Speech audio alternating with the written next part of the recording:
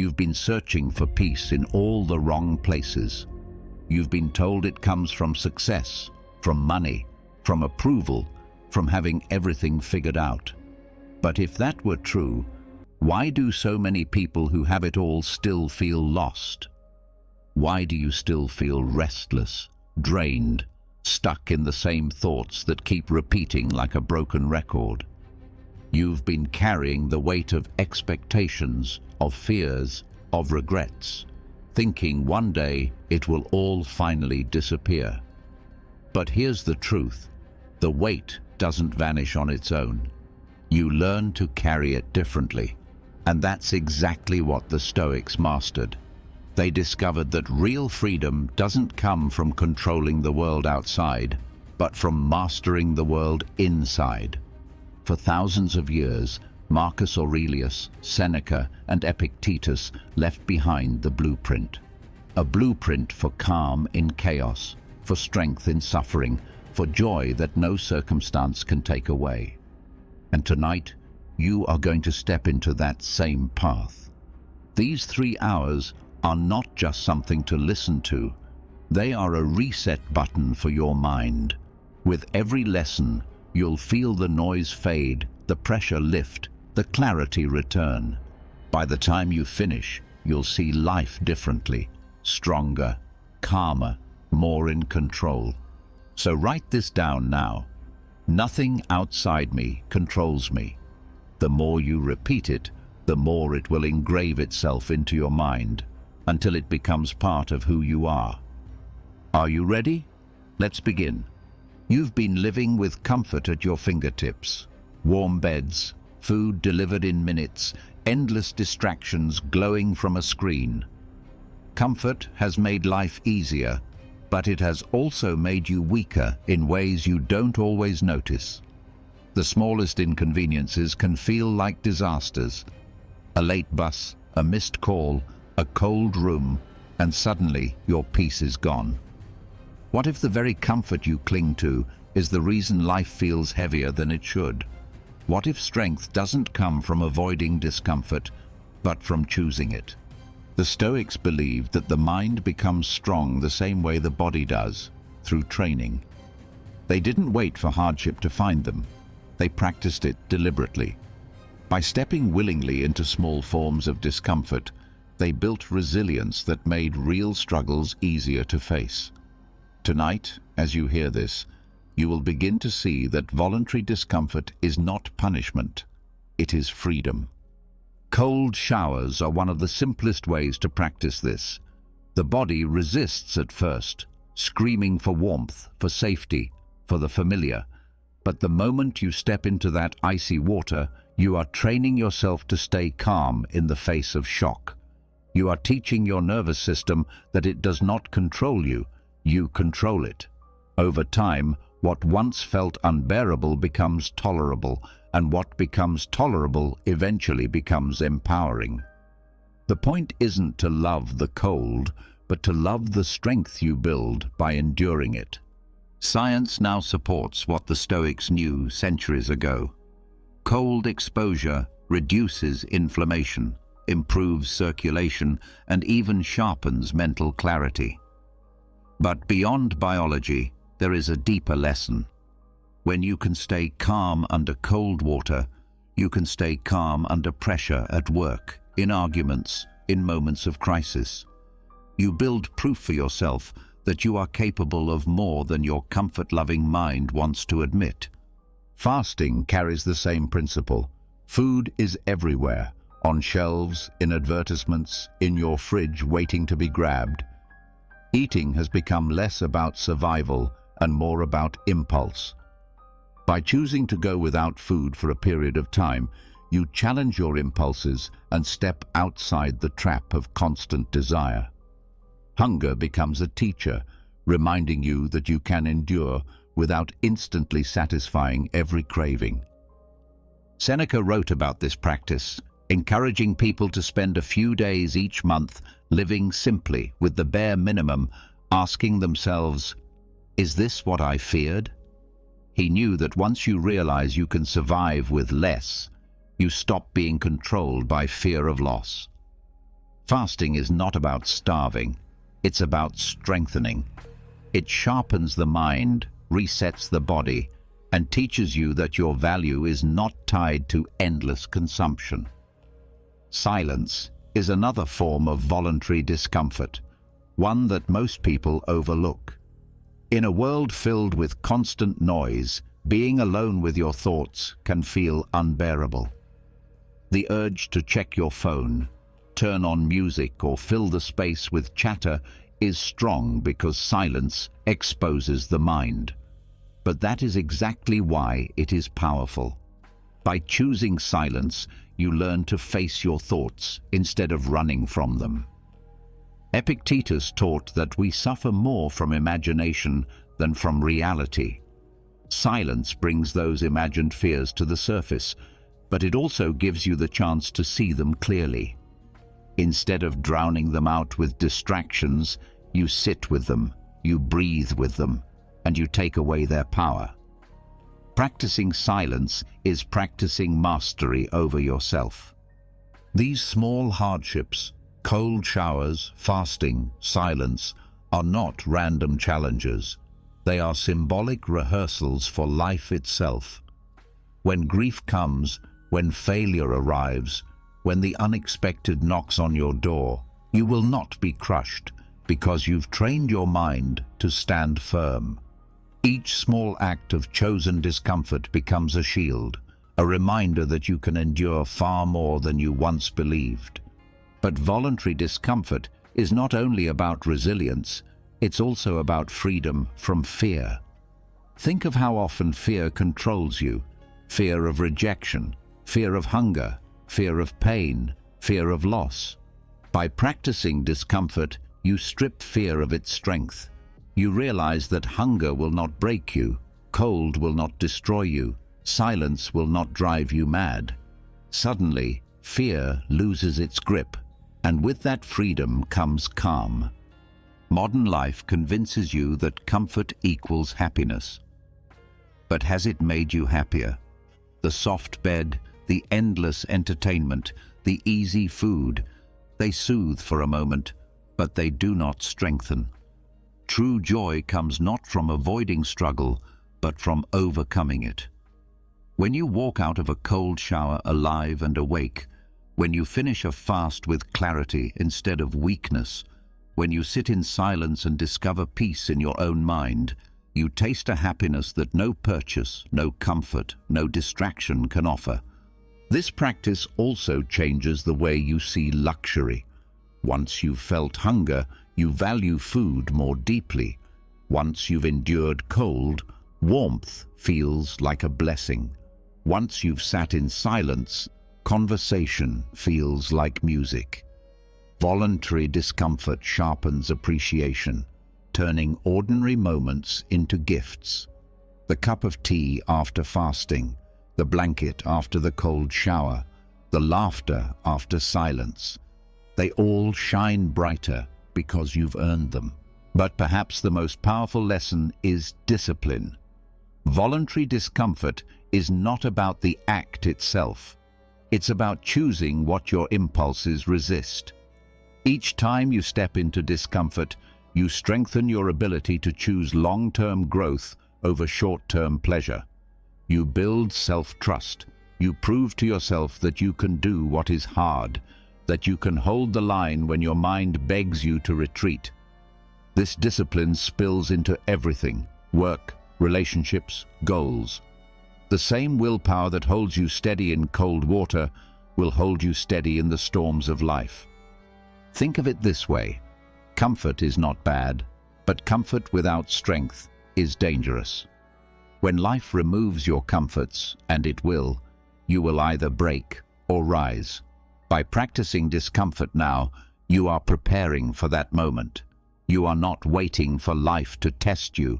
You are testing yourself, sharpening yourself, building a core that nothing can shake. This is not about suffering for the sake of suffering. It's about training. A soldier does not hope for war, but he trains so that if it comes, he is ready. In the same way, voluntary discomfort prepares you for a world that does not guarantee safety. a life that does not promise ease. It is the quiet strength of someone who has rehearsed pain and is therefore not surprised when it arrives. And as you repeat these practices, something shifts. The cold is no longer just cold, it is strength. Hunger is no longer just hunger, it is clarity. Silence is no longer just silence, it is peace. What once felt like punishment becomes power. If you begin to practice this daily, you will notice changes. Anxiety will loosen its grip because you will trust yourself to endure. Stress will fade quicker because you will know you can survive without perfect conditions. Gratitude will deepen because you will appreciate what you once ignored. And slowly, without realizing it, you will become the kind of person who does not crumble under pressure, who does not panic at change, who walks through life with calm, steady steps. The truth is, most people live soft lives, and soft lives create fragile minds. But you have another choice.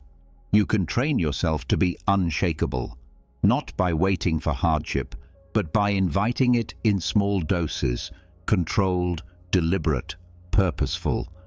And when you do, you will discover a strength within you that has been there all along, waiting to be awakened.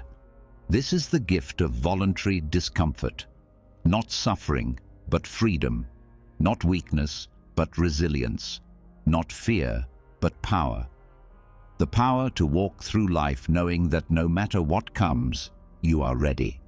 And now, as you carry this truth forward, let it settle deep into you. Every moment of chosen discomfort is a step closer to unshakable calm. Let the cold, the hunger, the silence be your teachers. Let them sharpen you, steady you, strengthen you. Because when life tests you, and it will, you will already be prepared. Strength is born in discomfort, but discomfort alone is not enough. You can train your body to endure cold, hunger, and silence, yet the greatest battles are not fought outside, they are fought in the mind. Physical hardship prepares you for life's storms, but there is a deeper exercise, one that reaches into the roots of fear itself. It is the practice of facing in thought the very losses and pains most people spend their whole lives avoiding. The Stoics called it premeditatio malorum, the premeditation of evils. This is not a grim obsession with suffering, but a deliberate training of the mind to meet life with calm. By bringing to the surface what you fear to lose, you rob fear of its sting. The world tells you to avoid negative thoughts, to keep only positive affirmations. But the Stoics knew the truth. The things you try to bury grow in the dark. By looking directly at loss, betrayal, humiliation, and even death, you learn that they cannot enslave you. Death is the clearest starting point. Every breath carries you closer to it, whether you admit it or not. To deny this truth is to live in a haze of false security. But to face it, to meditate on it daily, brings urgency and depth to every moment. Marcus Aurelius wrote that you could leave life right now, and in that reminder he found clarity. Knowing you might not wake tomorrow turns this day into a gift. Small annoyances shrink. Grudges lose their weight. The things you postpone suddenly matter today, because today might be all you have. Yet the practice does not stop at death. The Stoics taught that you must also rehearse the loss of what you cling to most, your reputation. Most people spend their lives in chains, not of iron, but of opinion. They shape their choices not by reason, but by what others might think. Praise lifts them, criticism crushes them. To meditate on losing your good name is to free yourself from its tyranny. What if the world mocked you? What if friends doubted you? Would you still hold to your values, or would you bend under the pressure of their judgment? By practicing this loss in thought, you discover that reputation is not yours to control, and once you stop chasing it, you gain a kind of dignity no applause can match. Wealth is another anchor that binds the soul. To picture yourself stripped of it, the house gone, the accounts empty, the comforts vanished, is to face one of the deepest modern fears. But what is wealth really? Piles of objects, numbers on a screen, all subject to change, to theft, to ruin. Epictetus reminded his students that what belongs to fortune can always be taken. Only your character is truly yours. By practicing the thought of poverty, you learn not only how little you actually need, but also how rich you already are in the things no one can steal: your reason, your integrity, your ability to act with justice. Relationships too must enter this meditation. Every person you love is mortal, fragile, fleeting. To remember this does not make love weaker, but stronger. Seneca wrote that you must kiss your child with the thought that you may never see them again. To many this sounds cruel, but it is in fact the deepest form of tenderness. When you know that nothing is guaranteed, every embrace, every word, every shared moment becomes sacred. To avoid this truth is to take people for granted. To face it is to love them fully. Identity itself is the final layer. Most live with the illusion that who they are, titles, roles, labels, defines them forever. But what if all of that vanished? What if you were no longer a parent, a worker, a leader, a friend? Would you still know who you are? By stripping yourself in thought of every title, you find the core that remains. The Stoics believed this core is reason, the ability to choose how to respond to life. That is the self no loss can erase. The practice of negative visualization is not meant to depress, but to liberate. When you rehearse the worst in your mind, the grip of fear loosens. You walk through life not hoping everything goes your way, but knowing that even if it doesn't, you will remain steady. This brings a calm that is not fragile, but unshakable. It is the calm of someone who has faced disaster in thought and discovered that even stripped of everything, they still remain whole. Modern psychology confirms this wisdom. Studies on mental rehearsal show that when people picture difficult situations in detail, they handle them better when they arrive. The brain cannot fully distinguish between real and vividly imagined events, so by practicing loss, you prepare your mind like a soldier trains before battle. It is not negativity, it is resilience. Athletes use this to prepare for mistakes, surgeons for complications, astronauts for emergencies. The Stoics used it for life itself. But there is another effect often missed.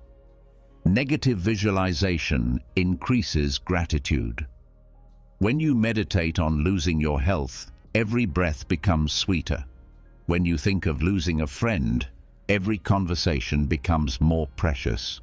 When you picture poverty, even a simple meal feels like wealth. By confronting loss in your mind, you sharpen appreciation in your heart. This gratitude is not shallow. It does not depend on getting more, but on valuing what already is. The practice must be done carefully. It is not enough to say, "Things could be worse." The Stoics advised vivid, deliberate thought. You must picture the loss as if it were happening. The silence of an empty home, the hunger of an empty stomach, the sting of public shame. Stay with it, breathe with it, then remind yourself, even this cannot touch the part of me that chooses how to live. The goal is not despair, but perspective, not fear, but freedom. Applied daily, this discipline transforms how you move through the world. The small frustrations, traffic, delays, insults, lose their sharpness because in your mind you have already walked through greater trials. You do not panic when things break, because you have already practiced being without them. You do not crumble when criticized, because you have already faced rejection in thought and survived. Each meditation builds a reserve of strength, a calm that follows you everywhere. There is also a hidden humility in this practice. By reminding yourself of loss, you remember that nothing is truly yours to own forever. Health, wealth, status, even life itself, all are on loan. To walk through the world with this awareness is to walk lightly, to cling less, to love more, and to demand less. It makes arrogance impossible because you see how fragile everything is. And it makes cruelty unthinkable because you know how quickly roles could reverse. The practice can even shift how you view success. If you meditate on losing it, you stop tying your worth to it. You work not out of desperation, but out of purpose. You enjoy achievement when it comes, but you do not collapse when it leaves. This creates a freedom that few ever know, the freedom to act without being owned by the outcome. Perhaps the greatest benefit is peace. When others are consumed by anxiety, what if I lose my job, my friends, my health, my future? You have already walked that road in thought. You know the losses will hurt, but you also know they will not destroy you.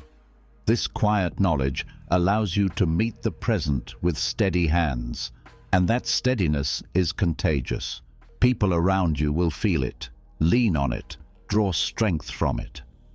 To practice negative visualization beyond death is to embrace the full scope of human fragility, reputation, wealth, relationships, identity, and to find within that fragility a strength that cannot be taken. The Stoics were not trying to escape life, but to live it more fully, stripped of illusion, grounded in truth. The truth is that nothing is promised, and when you accept that, you are no longer a slave to fear. You are free to live, to love, to act, with a calm that does not depend on guarantees. Carry this practice with you, not as a burden, but as a secret weapon. When you wake, remind yourself, today could be my last. When you work, remind yourself, wealth may vanish. When you speak, remind yourself, reputation is fragile. When you love, remind yourself, this moment may never return. Each reminder will sharpen your focus, deepen your gratitude, and steady your heart. And so you continue, from the strength of chosen discomfort to the strength of chosen perspective. One trains the body, the other trains the soul. Together, they create a foundation that no storm can shake. When you train your mind through discomfort and strip fear by rehearsing loss, you uncover a deeper truth. So much of life is beyond your control. You may strengthen your body, sharpen your focus, prepare your soul, yet storms will still arrive without your permission. The Stoics taught that peace does not come from trying to control the uncontrollable, but from clearly dividing what belongs to you and what never will. This is the heart of the dichotomy of control. Epictetus reduced the chaos of life into two simple categories: what is up to us and what is not. The challenge of our time is that the lines have become blurred by technology, noise, and constant distraction. Every day you wake up to a screen already demanding your attention. Messages, notifications, updates, algorithms pushing endless streams of content, all designed to pull your emotions in directions you did not choose. You think you are in control, but how often do you reach for your phone without even realizing it? How often do you lose hours scrolling, reacting, comparing? This is the new battlefield where the dichotomy of control must be applied.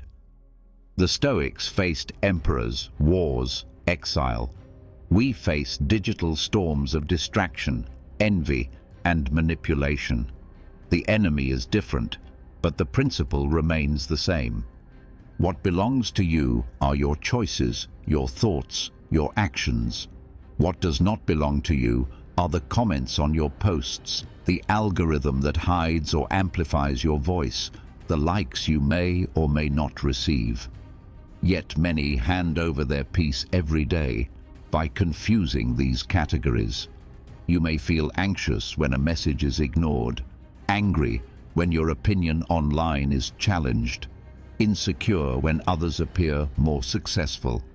All of this suffering comes not from the events themselves, but from forgetting which part is yours to control.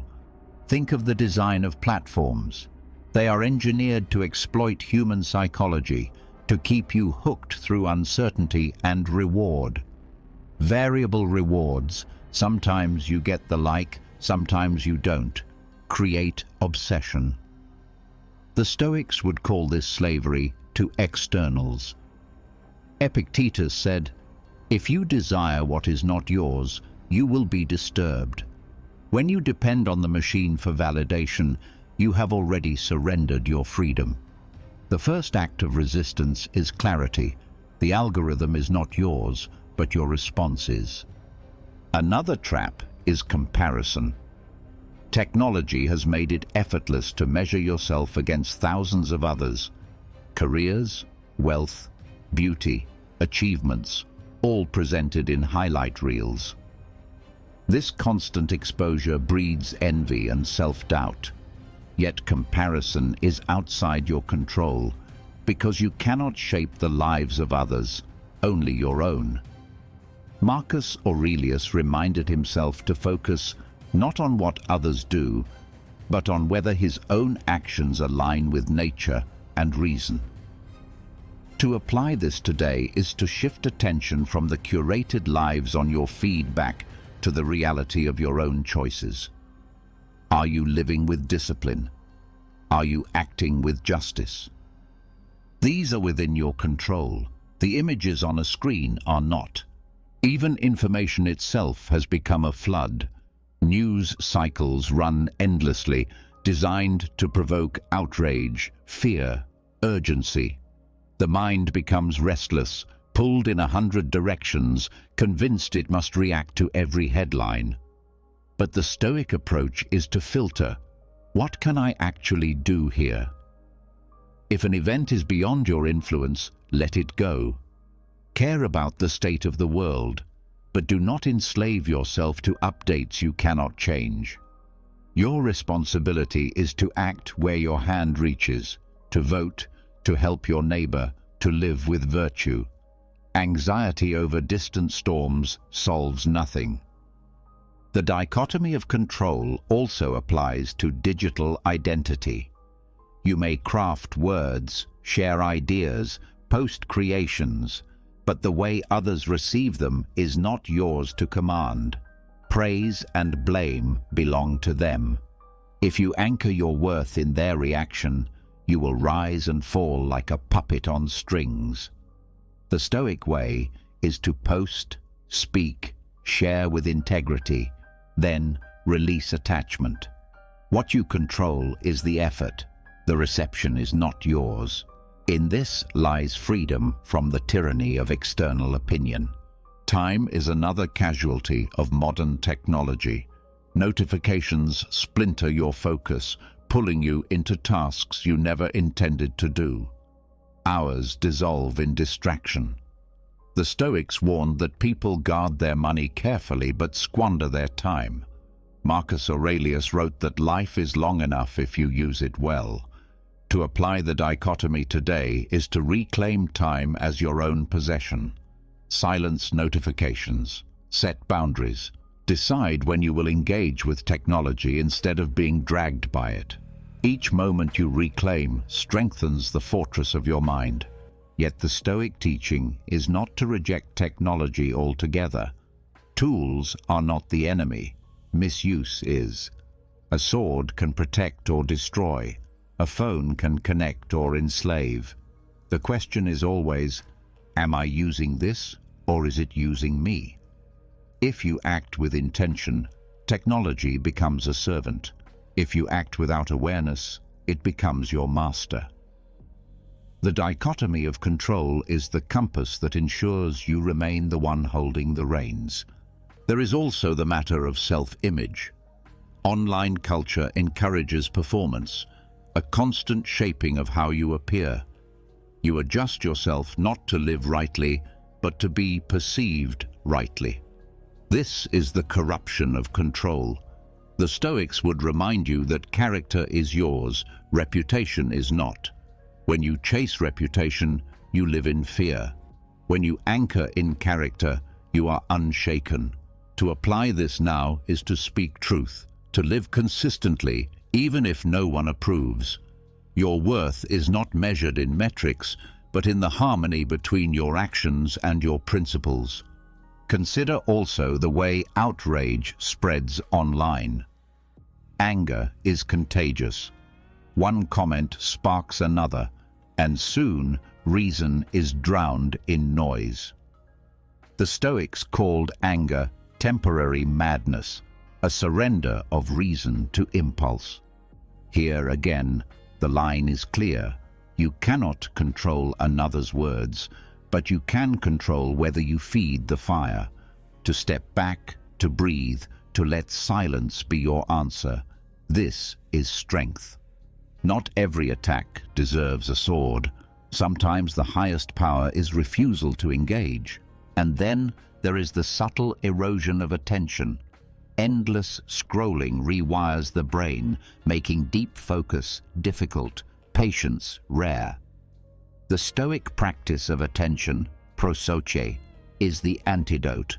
It is the art of bringing full awareness to the present task, of living deliberately rather than drifting.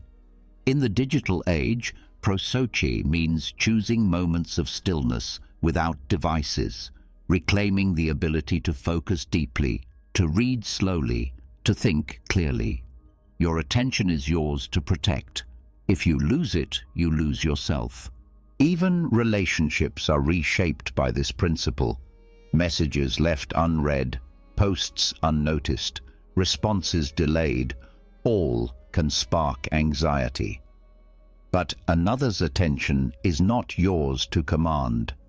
What is yours is the love you give, the honesty you share, the presence you offer when together. Expect nothing in return, and you will never be enslaved by disappointment. This is not detachment from people, but detachment from controlling them.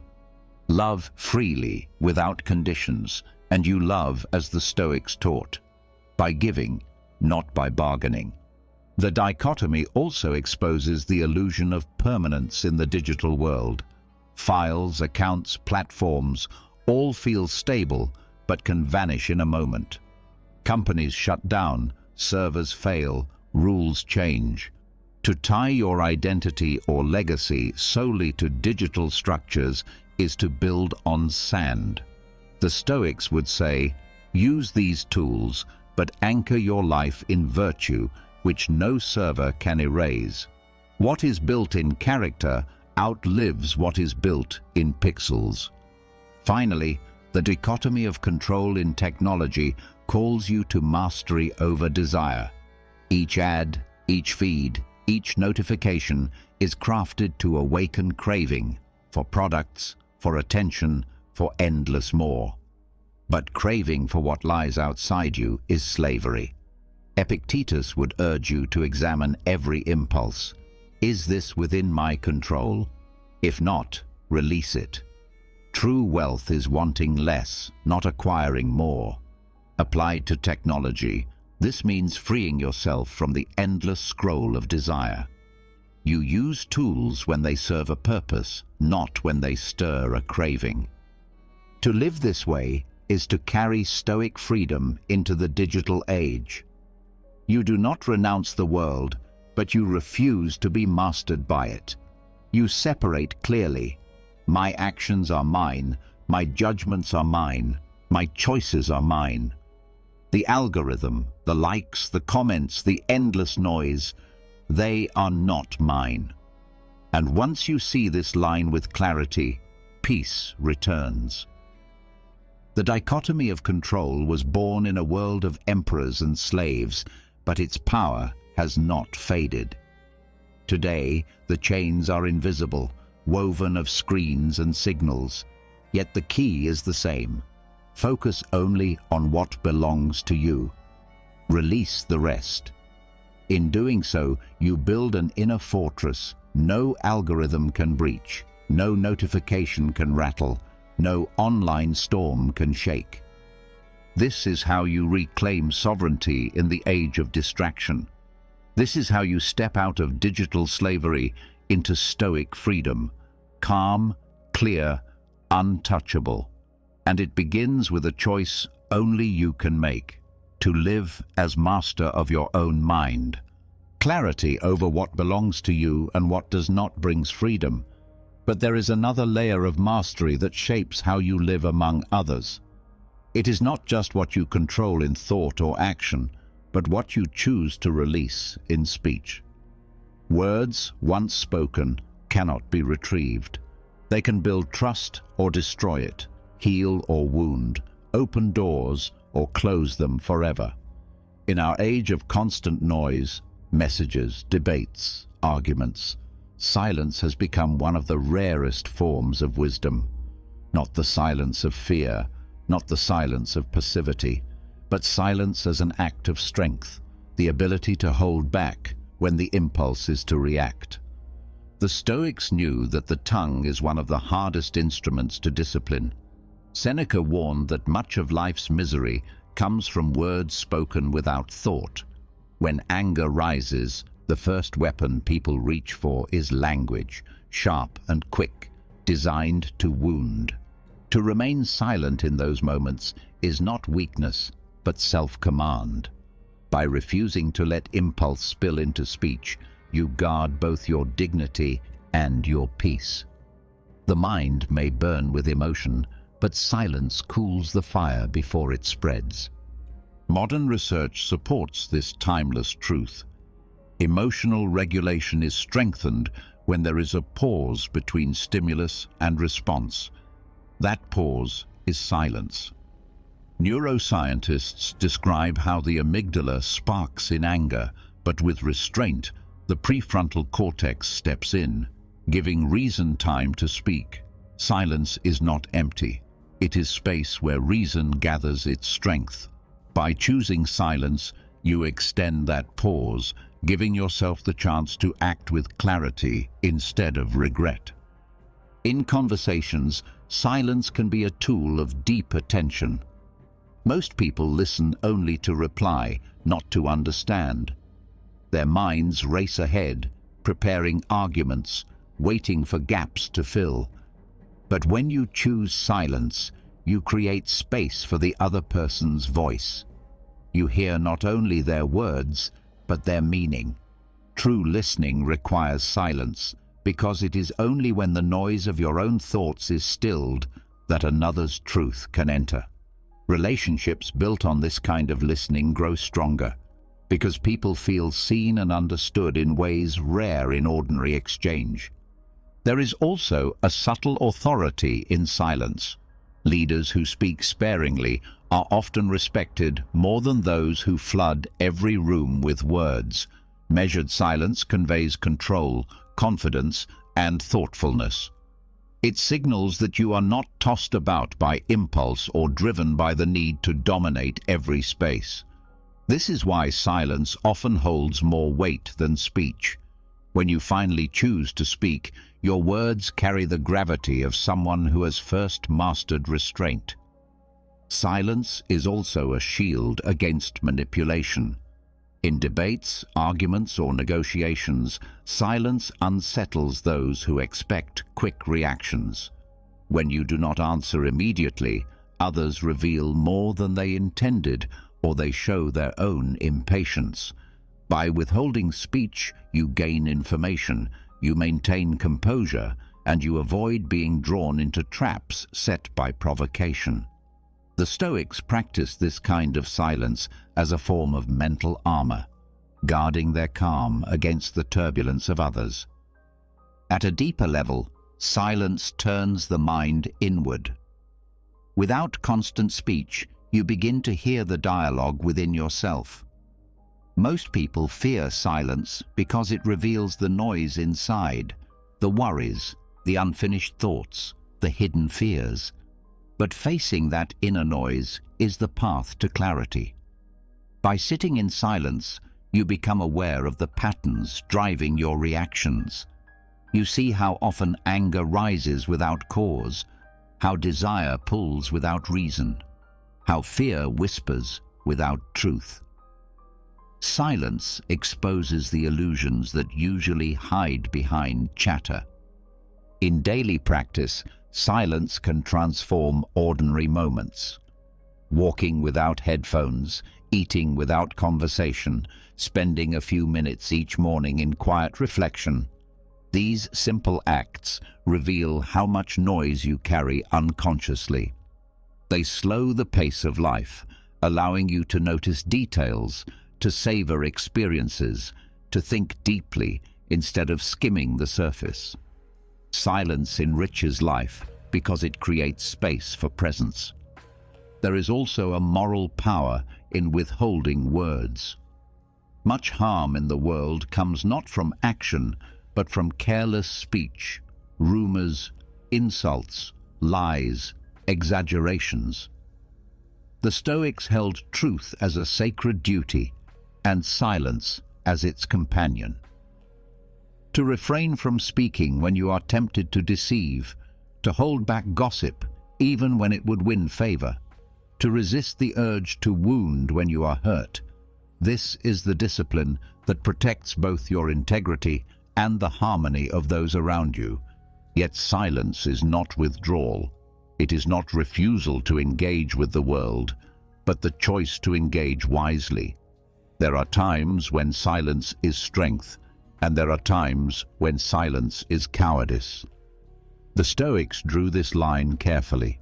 They believed silence should never protect injustice. To remain silent when truth must be spoken is a failure of courage.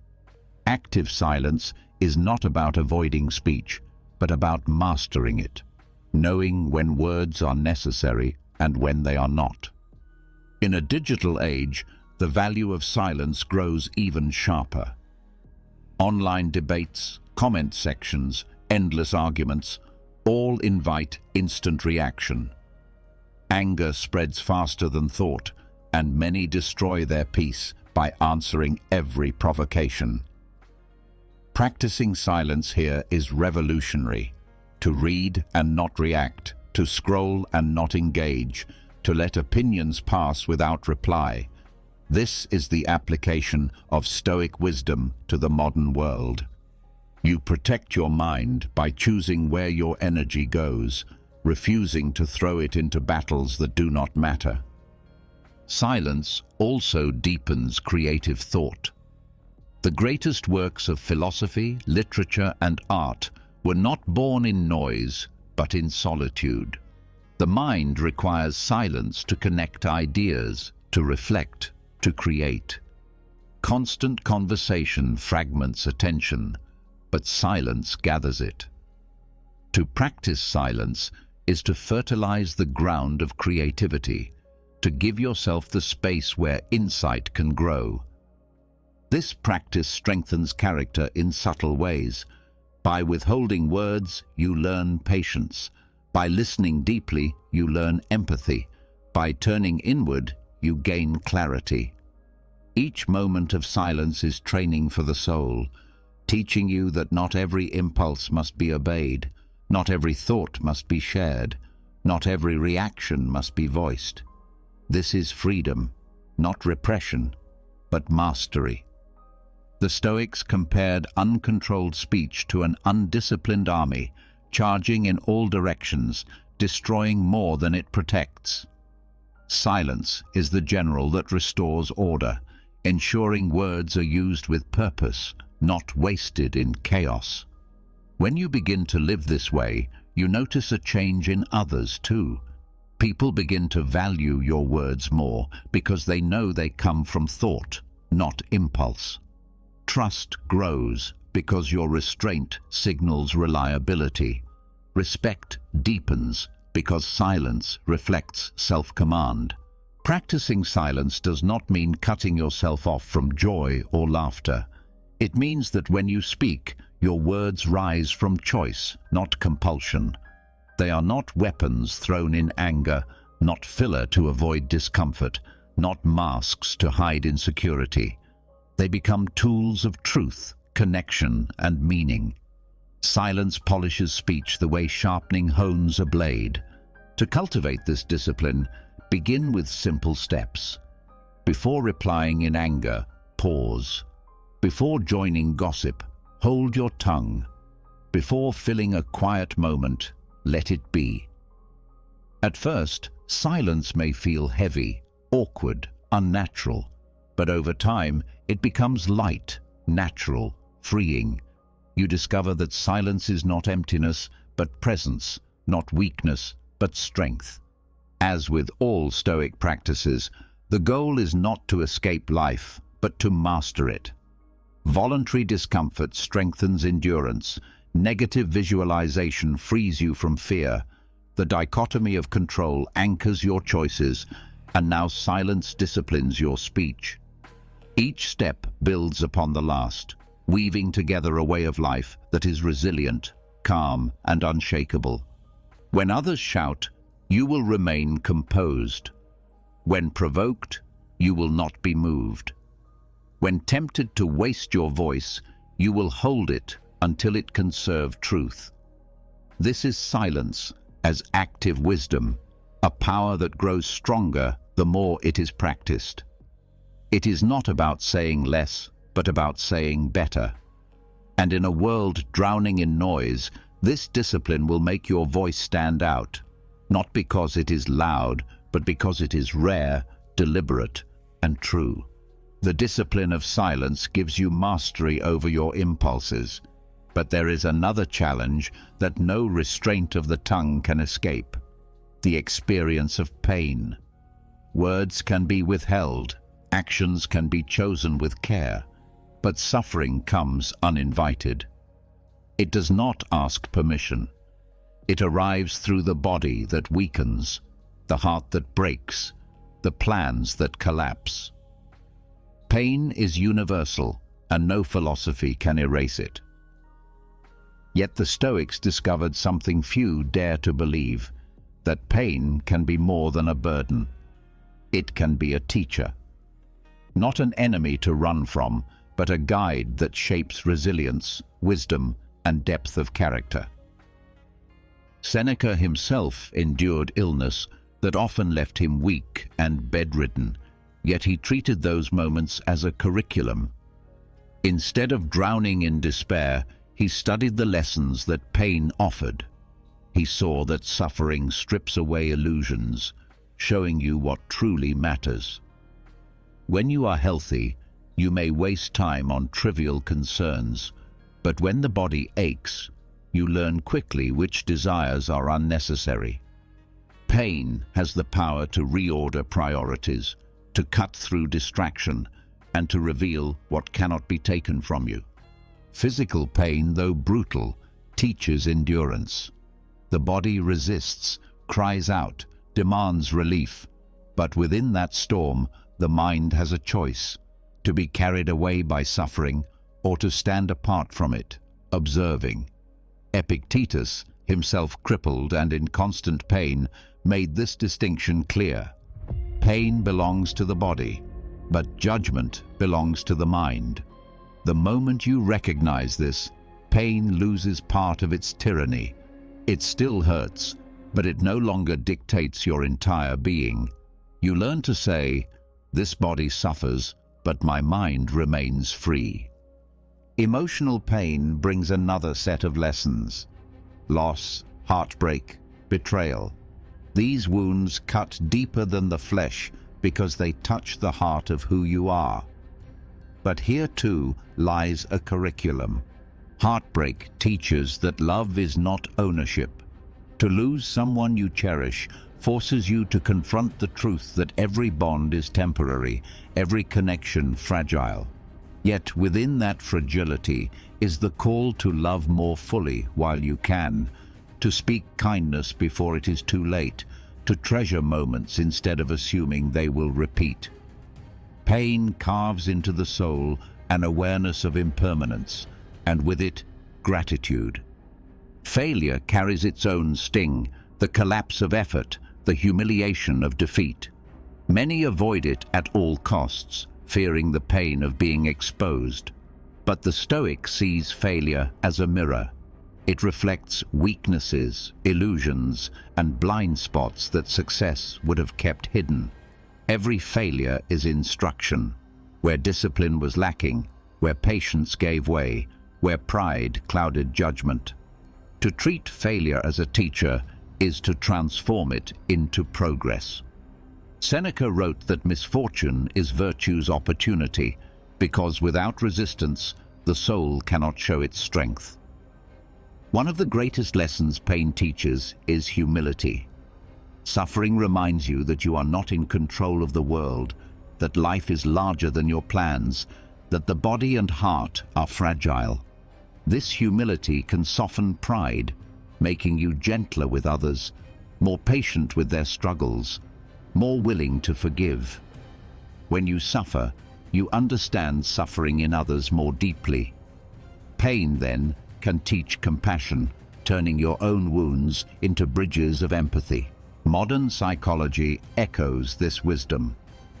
Post-traumatic growth studies reveal that those who endure hardship often emerge with greater appreciation of life, deeper relationships, and stronger inner strength. Pain does not automatically produce growth, but when faced with awareness, it can transform. The Stoics anticipated this truth long before research confirmed it. Suffering is not inherently destructive. It depends on how you meet it. There is also the lesson of control. Pain teaches, brutally at times, the limits of what belongs to you. You cannot always choose whether illness comes, whether loss strikes, whether betrayal wounds. But you can always choose the story you attach to that pain. You can see it as cruelty, or you can see it as a forge. Fire consumes or refines depending on how you endure it. The Stoic chooses refinement. Silence once learned can serve here as well. To endure pain without constantly voicing complaint is itself an act of mastery. Complaints multiply suffering by spreading it to others and strengthening its hold on you. But when you meet pain with measured silence, you weaken its power. You do not deny the reality of suffering, but you refuse to give it more space than it deserves. This restraint teaches dignity in adversity, showing that even when circumstances strip everything else, self-respect remains. Pain also teaches detachment from externals. When health fails, you see that strength cannot be taken for granted. When relationships fracture, you realize love cannot be possessed.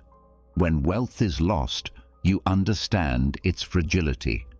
Each form of suffering removes one more illusion that life can be controlled or secured by external things. What remains, when those illusions fall away, is the inner citadel, the mind trained to stand independent. Pain points you toward this truth again and again. Only what is within you is truly safe. There is a paradox here. Though pain strips, it also gives. It strips away ease, but it gives depth. It strips away comfort, but it gives perspective. It strips away illusions, but it gives clarity. Those who have suffered deeply often speak with a gravity that cannot be faked. Their words carry weight because they have been tested. Pain teaches authenticity, removing the masks that comfort allows. When you have suffered, you no longer waste energy on pretenses. you live with more honesty, both with yourself and others. Practical application of this Stoic view of pain means reframing how you meet it when it arrives. Instead of asking, "Why me?" ask, "What can this teach me?" If your body aches, perhaps it teaches patience, endurance, gratitude for health when it returns. If your heart breaks, perhaps it teaches tenderness, humility, the urgency of loving well.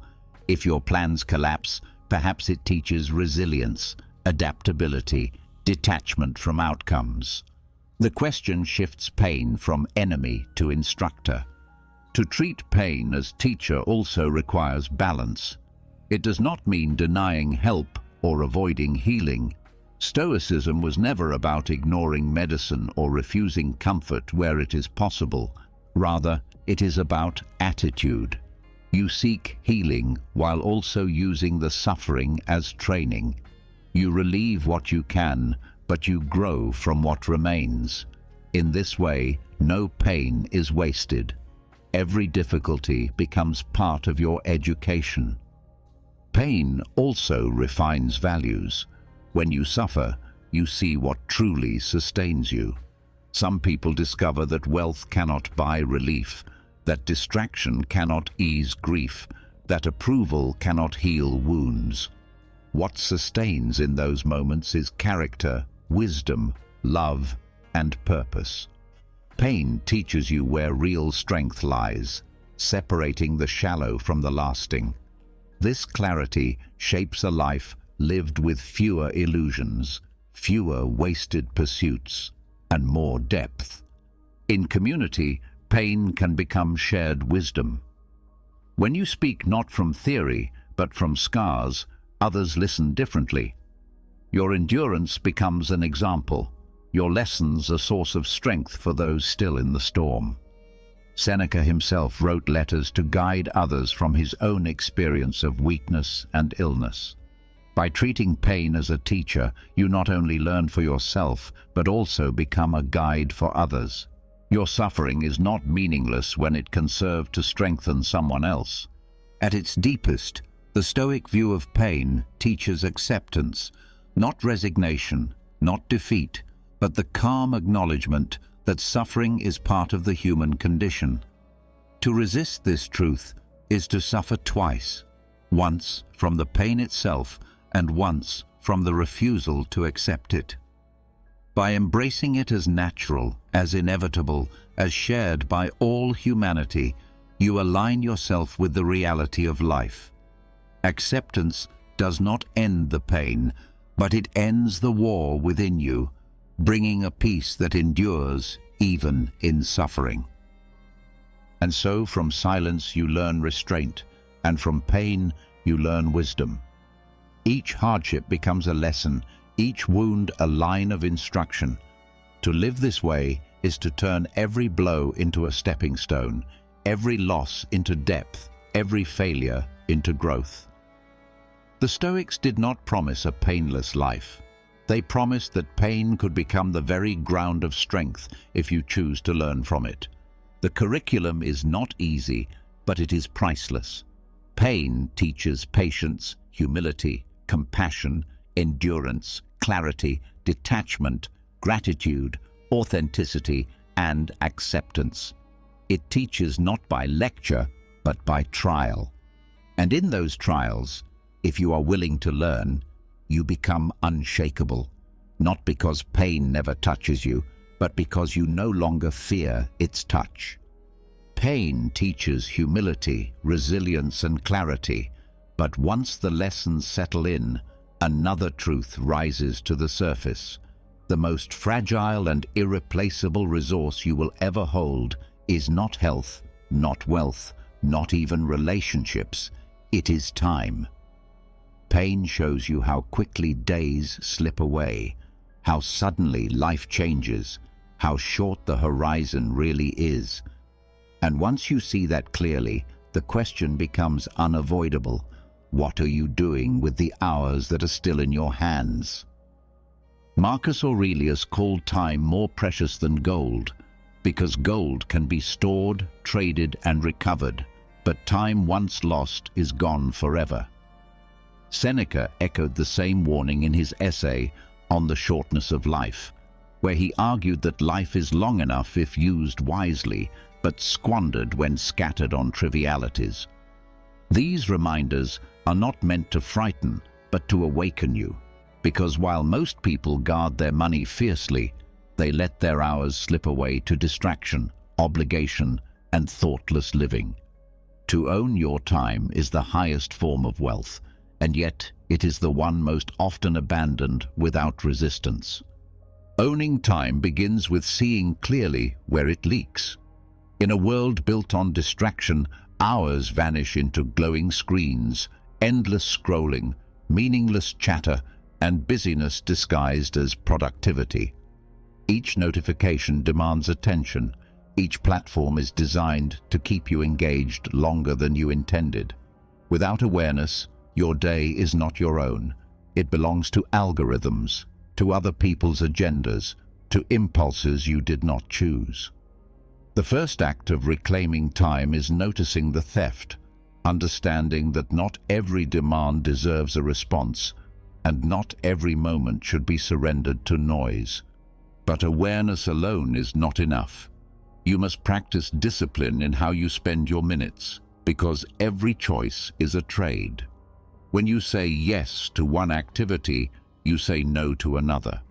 If you give your evening to empty entertainment, you have traded it away from reflection, from creation, from rest. Seneca urged his students to consider not just the cost of money, but the cost of time.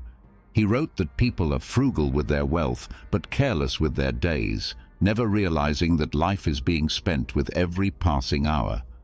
To live wisely is to recognize this exchange and to guard your time as you would a treasure chest. Practical exercises can train this awareness. One method is daily accounting, a practice of writing down where your hours went and asking whether they were well spent. This is not to burden yourself with guilt, but to bring clarity. Just as a merchant keeps records of gold, the philosopher keeps records of time. Over days and weeks, patterns appear, the hidden hours lost to distraction, the neglected moments that could have nourished you. With this clarity, you begin to spend more deliberately, investing your time instead of scattering it. Another practice is intentional boundaries. Decide in advance what you will give your hours to and protect those commitments fiercely. If work expands without limit, it will devour your life. If social obligations multiply unchecked, they will crowd out solitude. By setting clear lines, when to work, when to rest, when to connect, when to be alone, you reclaim control over the flow of your day. Marcus Aurelius reminded himself constantly that his time was short and must be used to fulfill his purpose, not wasted on endless trifles. Boundaries are not walls, but priorities written into action. Technology demands particular vigilance. Tools meant to save time often steal it. The Stoic approach is not rejection, but mastery. Use devices when they serve your purpose. Put them aside when they do not. Turn off notifications that pull you from presence. Choose specific times to check messages instead of surrendering to constant interruption. When you hold your attention as a guarded resource, you break free from the modern slavery of endless distraction. The wealth you reclaim is not just hours, but depth, the ability to be fully present in what matters. Time ownership also requires alignment with values. Many people lose their hours not to distraction, but to busyness without meaning, meetings, tasks, obligations that serve no deeper purpose. The Stoics taught that life is not measured by length, but by quality, and quality is determined by whether your actions reflect your principles. Each hour should be asked, is this serving justice, wisdom, courage, or moderation? If not, then you are rich in activity, but poor in life. To reclaim time is to align it with who you intend to be, rather than scattering it on what merely appears urgent. There is also the practice of saying no. This may be one of the hardest disciplines because people fear disappointing others, fear missing opportunities, fear being judged. Yet every yes carries a hidden cost, the loss of hours you can never recover.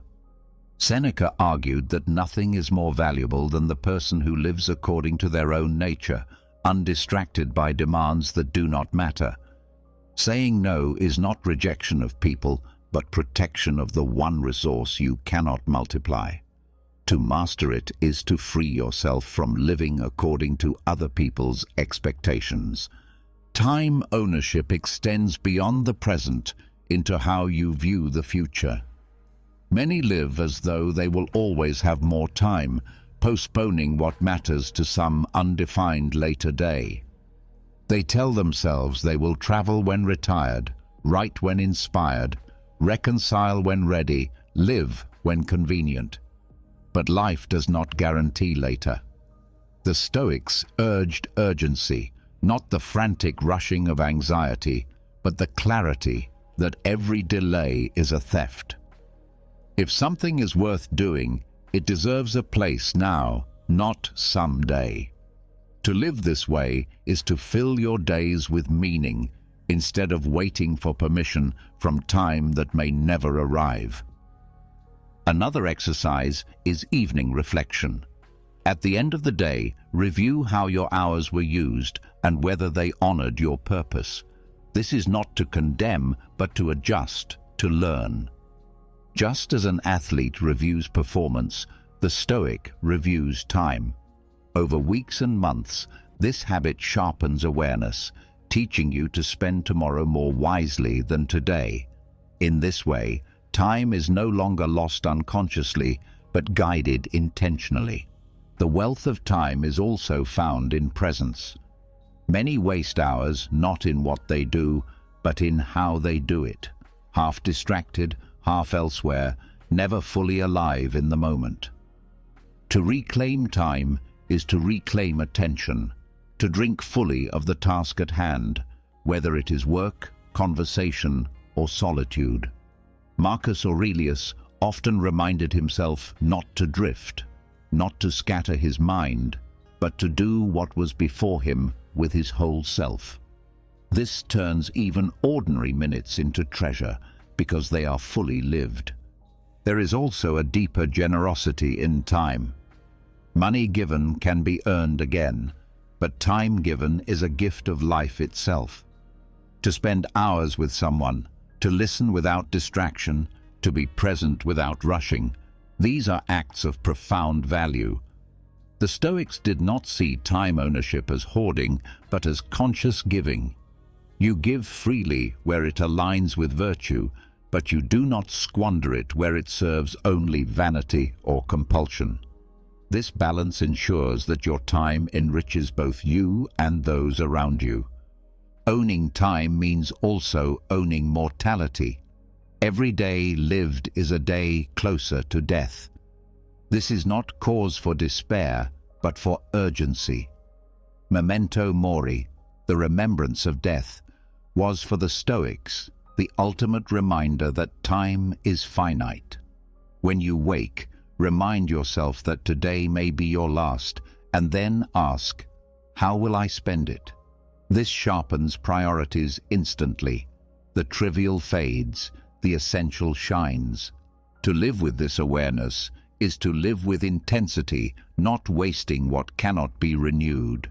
Modern life tempts you to believe that productivity is the highest use of time. But true wealth is not measured by how much you produce, but by how meaningfully you live.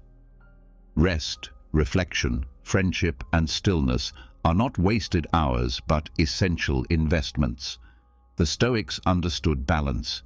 To use time well is not to fill it with constant labor, but to align it with what strengthens the soul. Idleness and busyness are equally wasteful if they lack purpose. The real measure is whether your time nourishes virtue.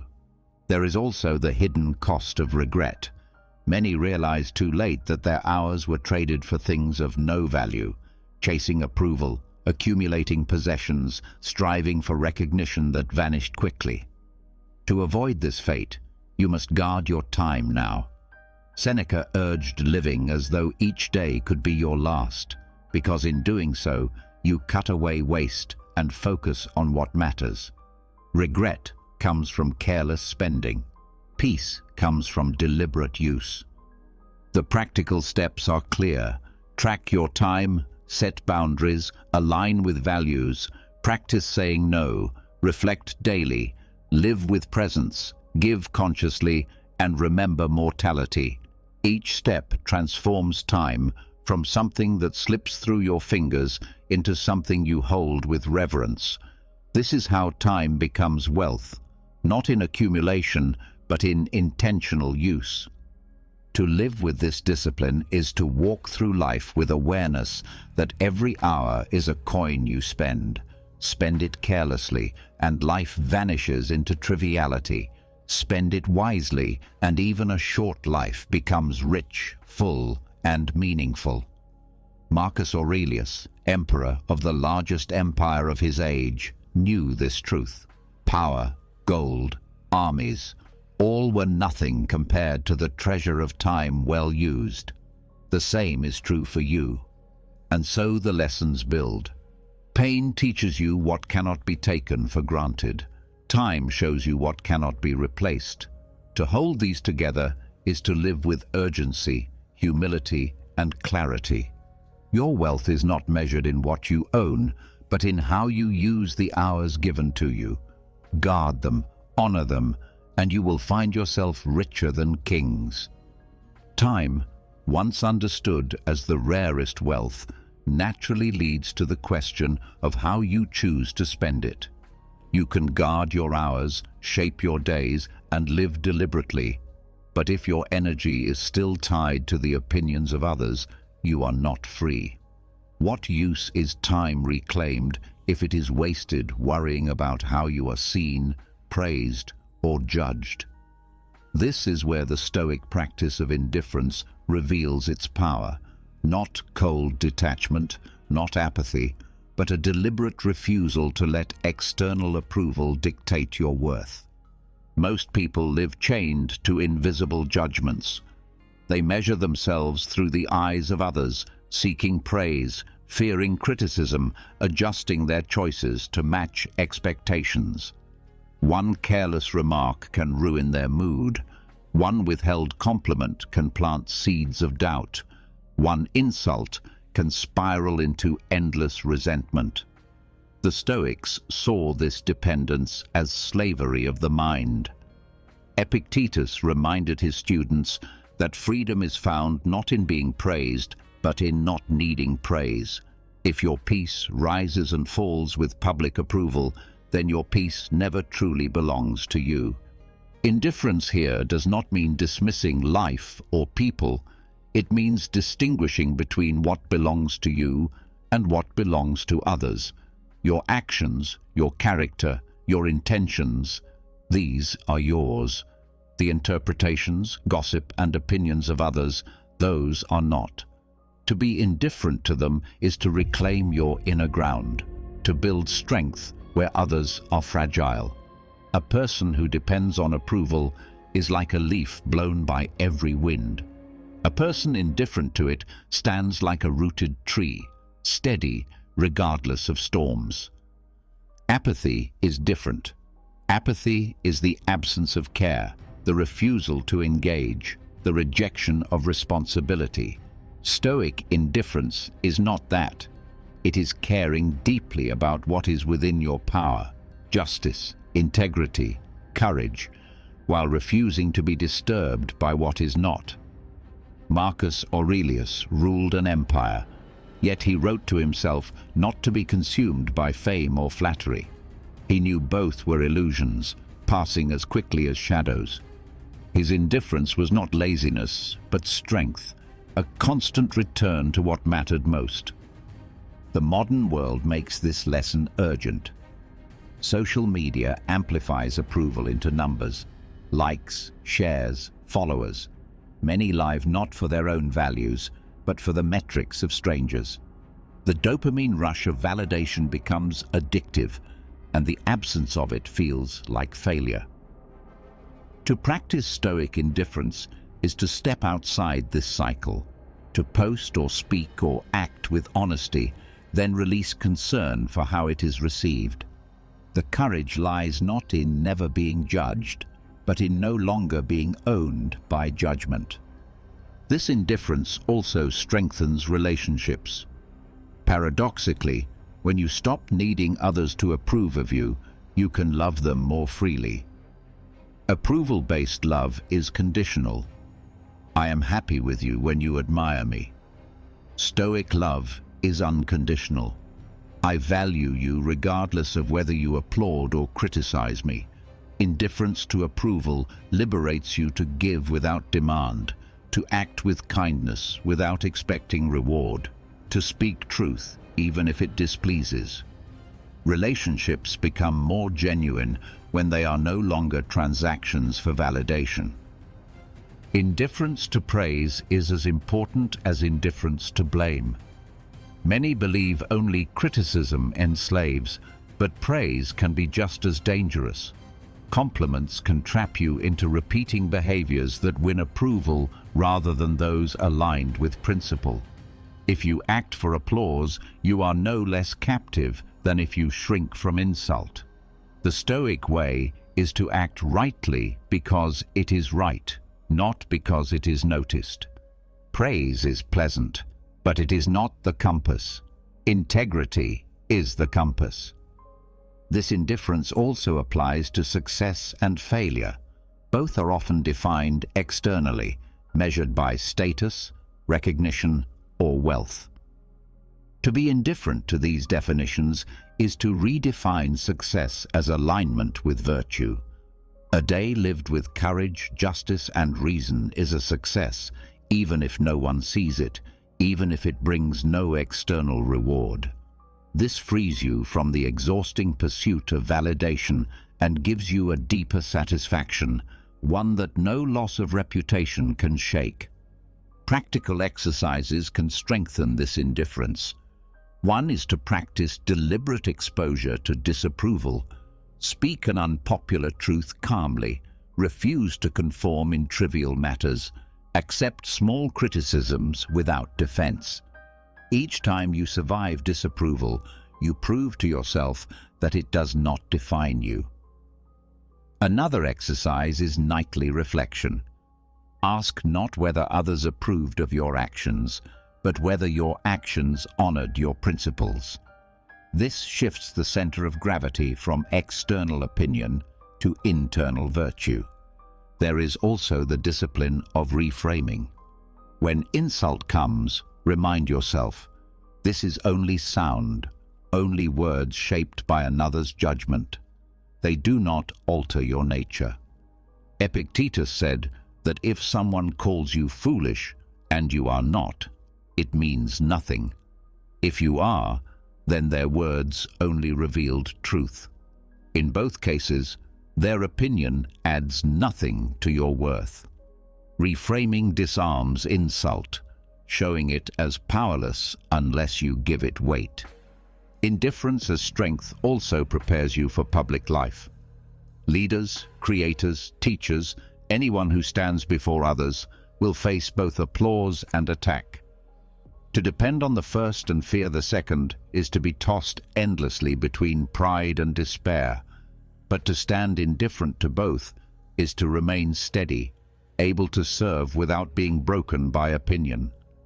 This steadiness is rare, and it is why those who practice it often radiate a quiet authority. People trust those who are not swayed by flattery or threats. At its deepest level, indifference connects to freedom. The Stoics taught that true freedom is not doing whatever you want, but not being controlled by what you cannot control. Approval, reputation, gossip, fame, all belong to others. They may come or go without warning. If your peace depends on them, you are their prisoner. But if you release them, you are free. free to live by principle, free to choose your actions, free to remain calm even when the crowd turns against you. The strength of Stoic indifference lies in its clarity. It does not harden you into stone, it refines you into steel. You remain caring, engaged, committed to justice, but untouched by the noise of external opinion. This is not detachment from life, but mastery within it. And when you live this way, you discover a calm that cannot be shaken by applause or insult, a dignity that does not rise or fall with the crowd. From guarding time to guarding the soul, the thread of Stoic practice weaves tighter. Each discipline builds on the last.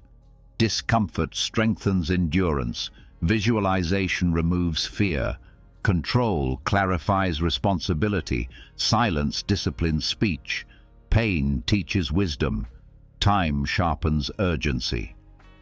Now indifference seals the fortress, ensuring that no opinion from outside can breach your inner ground. To live with such strength is to stand truly free, untouchable, steady, at peace. Indifference to praise and blame builds inner freedom, but even the strongest person cannot walk through life guided only by themselves. Strength grows from within, yet wisdom often requires an example outside us, a mirror that shows what is possible, a reminder of how to act when the mind falters. The Stoics understood this deeply, and they practiced the deliberate use of role models as a way of shaping their character. They called this prosoche, mindful attention, the constant effort to live with awareness and to measure one's actions against higher standards. To adopt a role model in the Stoic sense is not to worship another person, nor to copy them blindly. It is to hold their example before your mind, to use their life as a guide, and to ask yourself in each moment, how would they act here? What would they choose in this situation? By rehearsing their presence in thought, you create an inner compass that points you toward virtue even when your instincts pull you elsewhere. Seneca often spoke of Cato, the Roman statesman who resisted tyranny even at the cost of his life. For Seneca, Cato was not a distant figure of history, but a living reminder to be courageous when tempted by fear. Marcus Aurelius wrote of his teachers, relatives, and mentors in the opening pages of Meditations, recording not their wealth or status, but their qualities of patience, humility, kindness, and integrity. These were the examples he carried with him into every decision, reminding himself that greatness lies not in power, but in character. The practice of role models is powerful because the mind is shaped by what it attends to. If you surround yourself with examples of vanity, greed, or cruelty, those qualities seep into your thoughts. If you keep before you examples of discipline, justice, and wisdom, those qualities take root instead. Attention is nourishment, and the role models you choose become the diet of your soul. This is why the Stoics urged mindful selection. Choose carefully who you allow to guide you, because their presence, even in thought, reshapes your life. One way to practice this is to select a figure whose life embodies a quality you lack. If you struggle with anger, keep before you the image of someone who responds with calm. If you wrestle with fear, hold in mind the courage of one who stood firm in danger. Each time the emotion rises, bring their presence into your awareness. Ask yourself, what would they do? This mental rehearsal weakens the grip of impulse and strengthens the habit of virtue. Over time, their example becomes part of your own character, as if you carry their wisdom inside you. The practice does not require saints or emperors. While Marcus and Seneca provide timeless examples, role models can also be found in contemporary life. A teacher who lives with integrity, a friend who shows patience, a stranger who acts with kindness, These can be adopted as inner guides. The point is not fame, but virtue. Greatness is measured not by recognition, but by alignment with truth. To notice and learn from such figures is to practice prosoche, mindful attention to the examples life constantly offers. Another exercise is journaling in the form of dialogue. Write to your chosen role model as though they were alive. Ask them questions about your struggles, then write their imagined response. This engages your mind in reflection, forcing you to step outside your immediate perspective and see through the lens of their wisdom. Seneca himself wrote letters of advice, many of which may have been addressed as much to himself as to his friend Lucilius. In doing so, he kept the dialogue with virtue alive. Role models also guard against arrogance.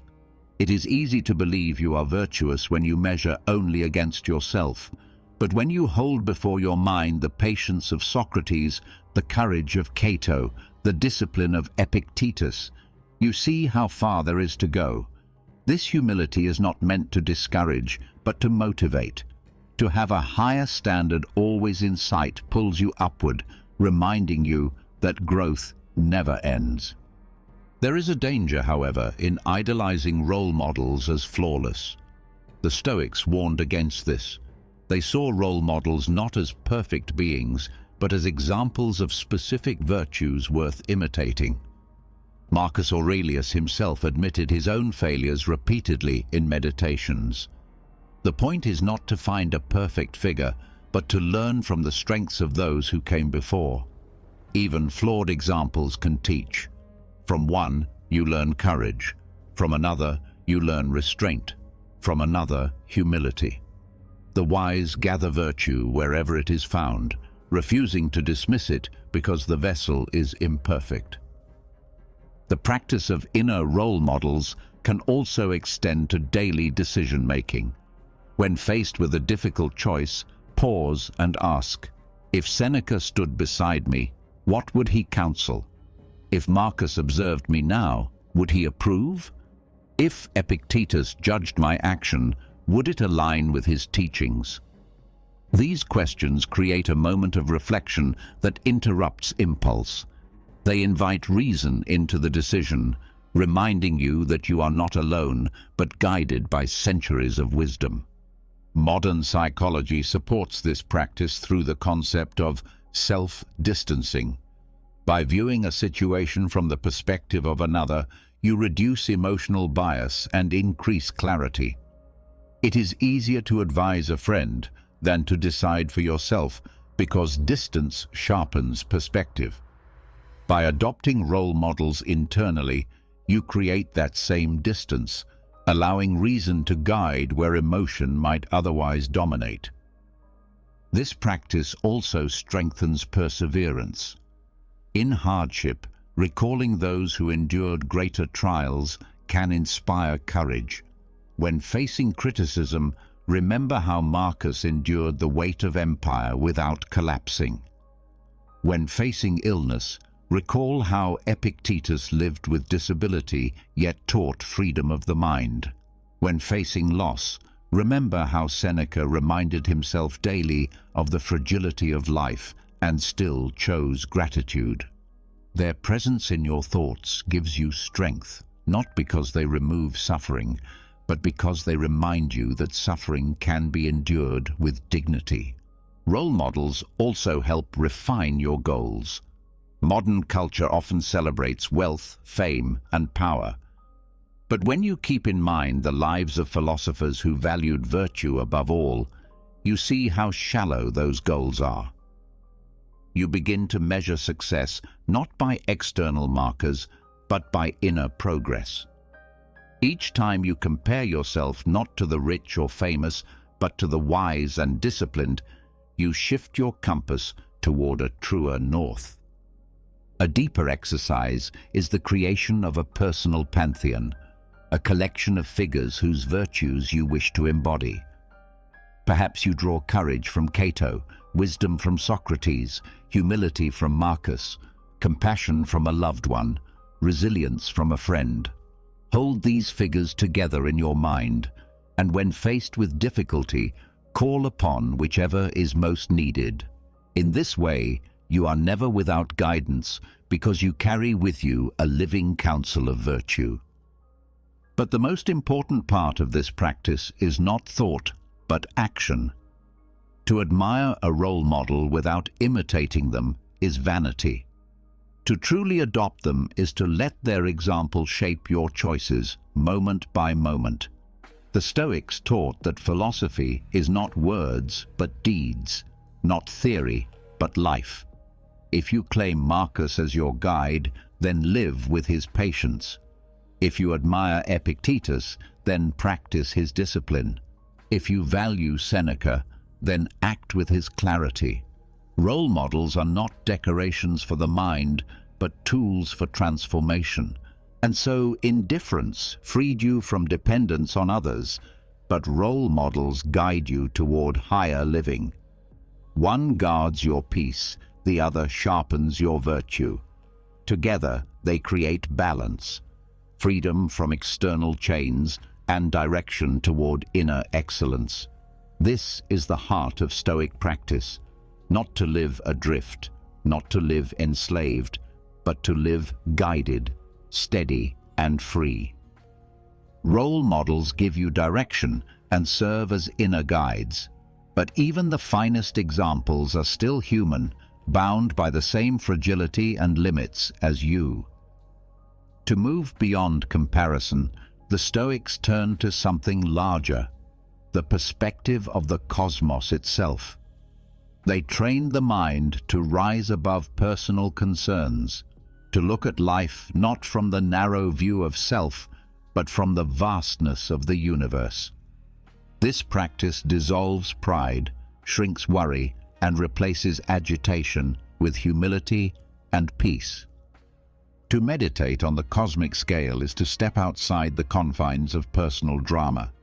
The argument you had today, the failure that consumed your thoughts, the anxieties that seem unbearable, all of these shrink when seen against the backdrop of centuries, of worlds beyond your own, of stars that burn for millions of years without ever knowing your name.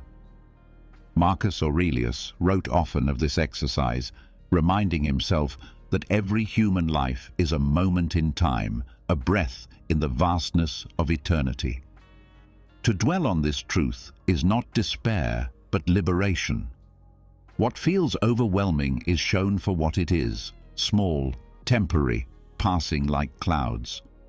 This perspective cultivates humility. You see that the universe does not revolve around your ambitions, your struggles, or even your victories. You are part of a greater whole, woven into a fabric of existence that stretches beyond comprehension. Instead of shrinking you, this awareness deepens reverence. You are not the center, but you are a participant in something immense. To see yourself in this way removes arrogance, because how can pride survive when set against galaxies? Yet, it also removes despair, because your troubles are not eternal. They are brief and fleeting. One practical method is to visualize yourself rising above the earth. Begin by seeing your life as it is now, your body, your surroundings, the details of your room. Then zoom out to your neighborhood, your city, your country, until the entire earth is below you. From this vantage, your problems take on proportion. The deadline, the insult, the missed opportunity. What weight do they hold when the planet itself spins silently through infinite space? By practicing this mental zoom, you teach your mind to hold perspective even when pulled by emotion. This meditation also reshapes how you view time. Most people live as if the present crisis will last forever, but the cosmic scale reveals that nothing endures unchanged. Civilizations rise and fall, stars are born and die, seas form and vanish. Your lifespan, brief as it is, becomes precious not because it dominates, but because it is finite. Every moment is rare because it is fleeting.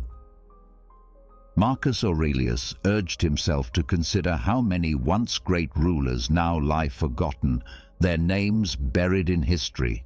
If even emperors are swallowed by time, how much more foolish to cling to reputation or possessions. To embrace cosmic perspective is to release the illusion of permanence and find peace in transience. This practice also cultivates gratitude. When you see yourself as a small part of the universe, every gift of existence feels extraordinary. The fact that you breathe, that you can think, that you can love, all of it is improbable against the backdrop of vast silence. Instead of being consumed by what is missing, you are filled with awe for what already is. The ordinary becomes miraculous when seen from the edge of the cosmos. Gratitude deepens because you no longer measure life only against your desires, but against the vast chance of existence itself. Humility born from cosmic meditation does not weaken action, it strengthens it. When you realize how small your life is, you may think nothing matters. But the Stoics saw the opposite. Everything matters precisely because it is fleeting. You cannot control the span of eternity, but you can control how you live in the brief moment given to you. When seen against the universe, kindness, courage, and integrity become even more vital because they are the only contributions you can make to the whole. The vastness humbles you, but it also calls you to live with purpose. This practice also loosens the grip of fear.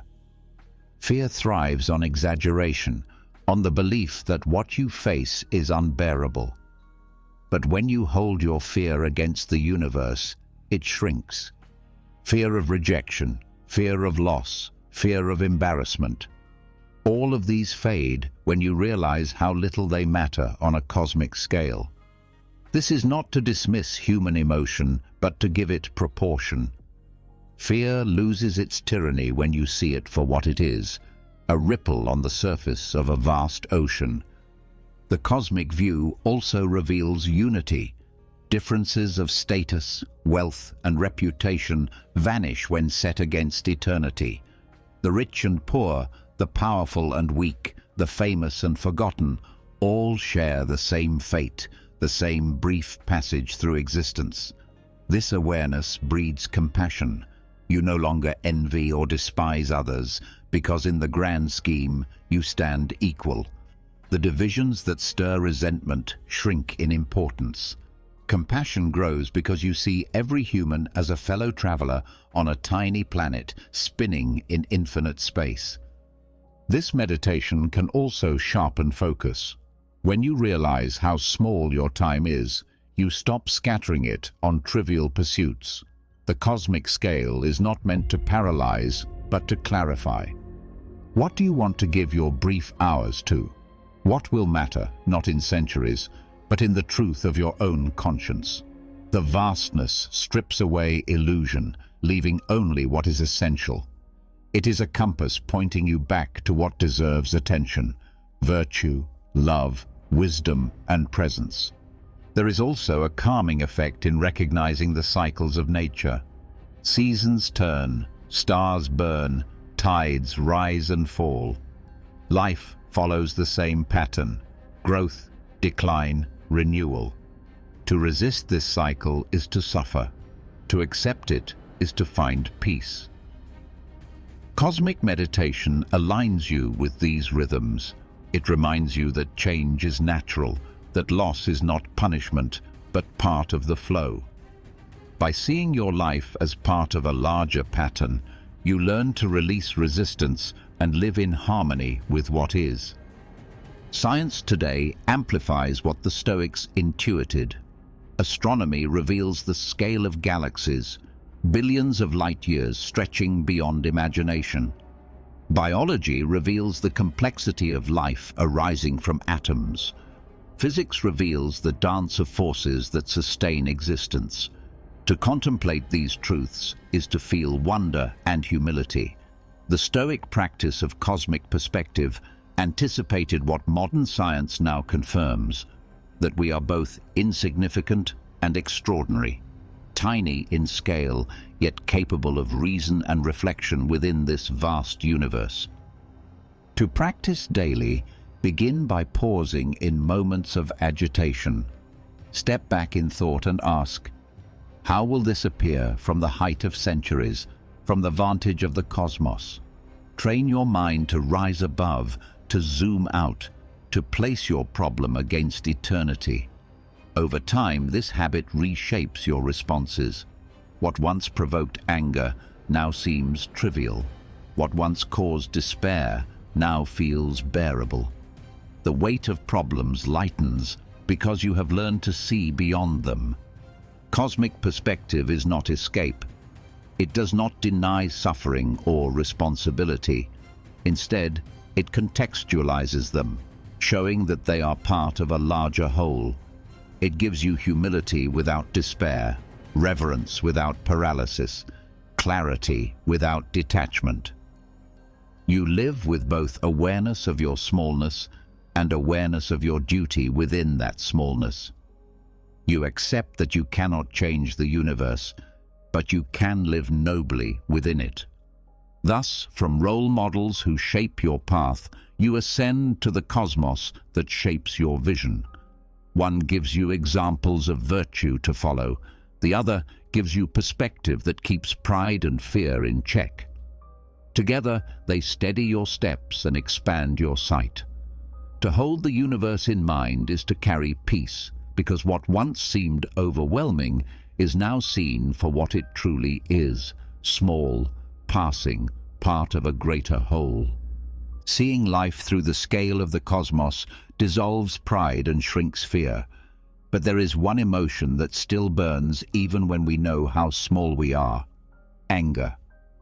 No matter how vast the stars above or how fleeting our lives below, a sharp word, an insult, or a betrayal can set fire to the mind. Seneca called anger a form of temporary madness, a force that drives reason from its throne and replaces it with impulse. It blinds judgment, twists speech, and often harms not the target but the one who carries it. If time is the most precious wealth, then anger is theft.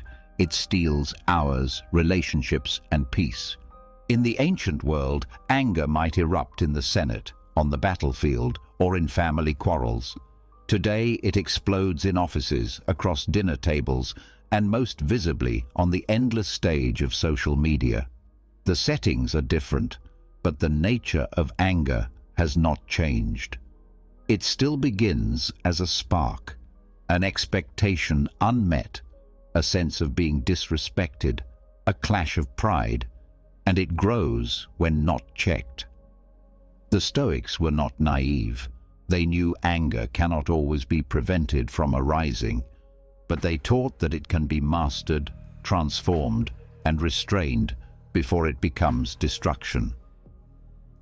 In the workplace, anger often hides beneath the word stress. Deadlines press, colleagues frustrate, managers demand, and the slow build of irritation eventually bursts into sharp tones or silent resentment. The Stoic approach is to pause and separate what belongs to you from what does not. If a colleague speaks harshly, their words are theirs, but your response is yours. If deadlines are unrealistic, the situation is external, but the clarity with which you act is internal. Seneca urged reflection before reaction, reminding us that most workplace fires are fueled not by the problem itself, but by the ego's demand to be treated as it believes it deserves. By practicing restraint, you break the chain that turns pressure into conflict. Social media magnifies anger like a mirror that multiplies reflections.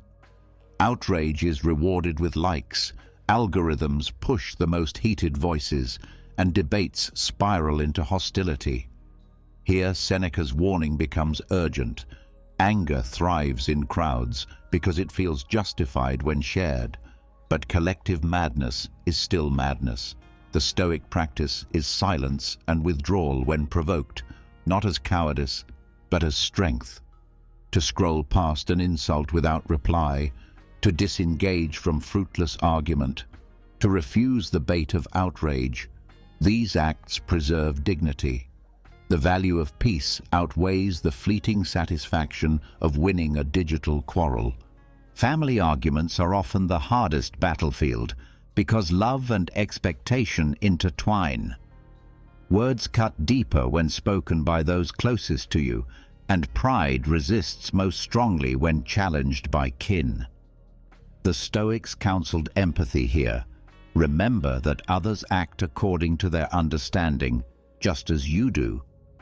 A harsh remark from a parent or sibling often arises from their own pain, not from reason. If you train yourself to see their outburst as the product of ignorance or suffering, you create space for compassion rather than retaliation. To meet anger with calm is not weakness. It is the highest form of strength within family bonds. One method Seneca recommended is to rehearse provocations before they come. Just as soldiers train before battle, the mind must prepare for insults, delays, betrayals.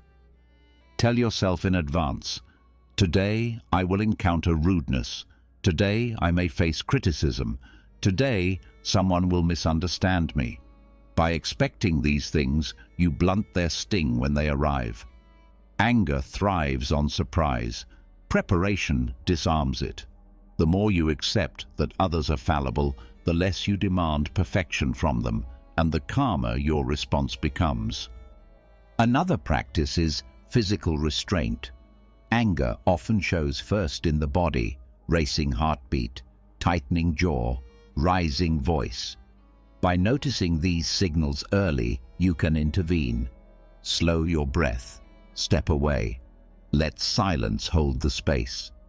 Seneca advised that the first step to mastering anger is to delay it. Even a small pause can be enough to restore reason before the storm overtakes you. The discipline of silence learned earlier becomes a shield here, preventing words that cannot be withdrawn. Reframing is also essential. Anger thrives on interpretation. They disrespected me. This is unfair. I should not have to endure this. But if you shift perspective, anger weakens. Perhaps the insult says more about the other person's state than about your worth. Perhaps the delay that frustrates you is trivial in the scope of a lifetime. Perhaps the criticism contains a truth you can use. By choosing a new frame, you deny anger its fuel and replace it with patience or even gratitude. In leadership, the ability to master anger is crucial. A leader who reacts impulsively breeds fear and instability. One who restrains anger fosters trust and respect. Marcus Aurelius, ruling over an empire, reminded himself daily to meet others with patience, knowing that anger at human weakness was itself a weakness. Leaders today face constant provocation, employees who falter, critics who attack, crises that escalate. To meet these with calm steadiness is to embody Stoic strength. Anger also corrodes health. Seneca noted how it consumes the body, raising blood pressure, tightening muscles, weakening vitality. Modern medicine confirms this. Chronic anger damages the heart, the immune system, and the mind. To master anger is therefore not only virtue, but medicine. Peace of mind becomes peace of body. Restraint becomes longevity. The cost of indulging anger is paid in both spirit and flesh. Injustice often tempts the mind to justify anger. How can one not be angry when wronged? But the Stoics drew a distinction. Anger is not required for action. Justice can be pursued with clarity, without rage. Anger clouds reason, making solutions harder to find. To act against injustice with calm is more effective because it chooses strategy over impulse, persistence over explosion. The abolition of anger is not indifference to wrong, but the removal of poison from the pursuit of right. Forgiveness plays a role here, not as excusing harm, but as releasing yourself from chains. Anger often lingers long after the event, replaying insults, nourishing grudges. This is suffering carried voluntarily. Seneca urged letting go, because to carry anger is to drink poison expecting another to die. Forgiveness is freedom, not for the offender, but for yourself.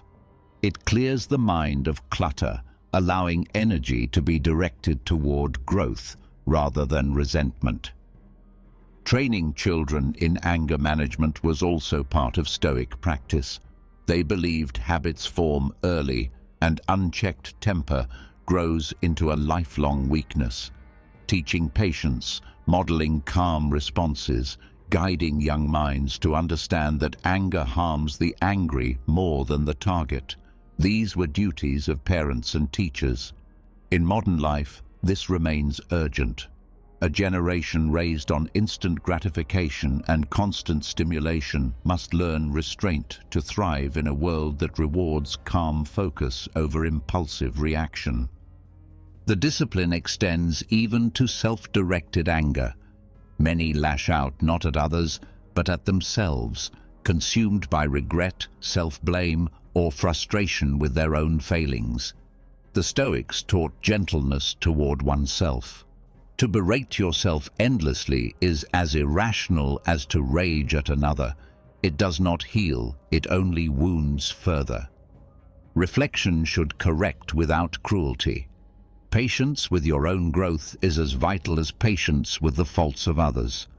Anger as madness is best mastered by consistent practice, not sudden resolution. Each day offers opportunities: the traffic that delays you, the colleague who interrupts, the comment online that provokes. Each is training. By meeting them with calm, you strengthen the muscle of restraint. Over time, the habit of anger weakens, and the habit of calm strengthens. The goal is not to never feel anger rise, it is to never let it rule. From the cosmic scale that shows the smallness of your problems, you descend back to the everyday, where insults, delays, and injustices test your discipline. Here, the practice of mastering anger becomes essential. Without it, reason is lost. With it, peace remains. To treat anger as madness is to refuse its rule, to protect your dignity, your health, and your relationships. It is to live, as Seneca urged, calm in provocation, steady in conflict, unbroken by the fire that consumes so many. Anger mastered brings calm, but calm alone is not enough. Beneath every conflict, every desire, every fear lies the shadow that most people avoid at all costs: death. It is the truth everyone knows, yet few allow themselves to face directly. Seneca, Marcus Aurelius, and Epictetus each reminded themselves daily that life is not endless, that every breath moves us closer to the end. Where most shrink from this thought in terror, the Stoics turned it into power. They did not meditate on death to despair, but to sharpen life. Death was not to be feared. It was to be used as a constant reminder that time is short, that what matters must be done now, that every moment carries weight, because it may be the last. Fear of death drains life, but awareness of death fills it with urgency. Those who deny mortality often waste their days on trivialities, acting as if hours are infinite. They postpone love, delay projects, withhold forgiveness, telling themselves there will be time later. But later is never guaranteed. The Stoics saw this clearly. Marcus wrote to himself, "You could leave life right now, Let that determine what you do and say and think. When death is placed before your eyes, indecision fades. What seemed important yesterday suddenly feels small, and what was neglected suddenly demands attention. Mortality, when embraced, acts as a filter. It clarifies what deserves your energy and what does not. Many anxieties lose their power when measured against the end. Will the insult that upset you matter on your deathbed? Will the hours wasted in envy or resentment be a comfort when life closes? Death gives proportion to everything. It strips away illusion and forces honesty. What remains after that stripping is what truly matters. Acts of love, moments of courage, habits of virtue, the legacy of character. Practical exercises bring this perspective into daily life. One is the simple act of morning reflection. Remind yourself upon waking that this day could be your last. Not to terrify yourself, but to infuse the hours ahead with intensity. Would you waste the day in distraction if you knew it might be your final one? Another exercise is evening reflection, reviewing the day as though it were the closing chapter of your life. Did you live it with integrity? Did you act in accordance with your values? These small reminders turn ordinary days into precious opportunities. Another method is to use ordinary objects as triggers. The Stoics would see funerals, illness, and aging not as reasons to despair, but as reminders of life's brevity.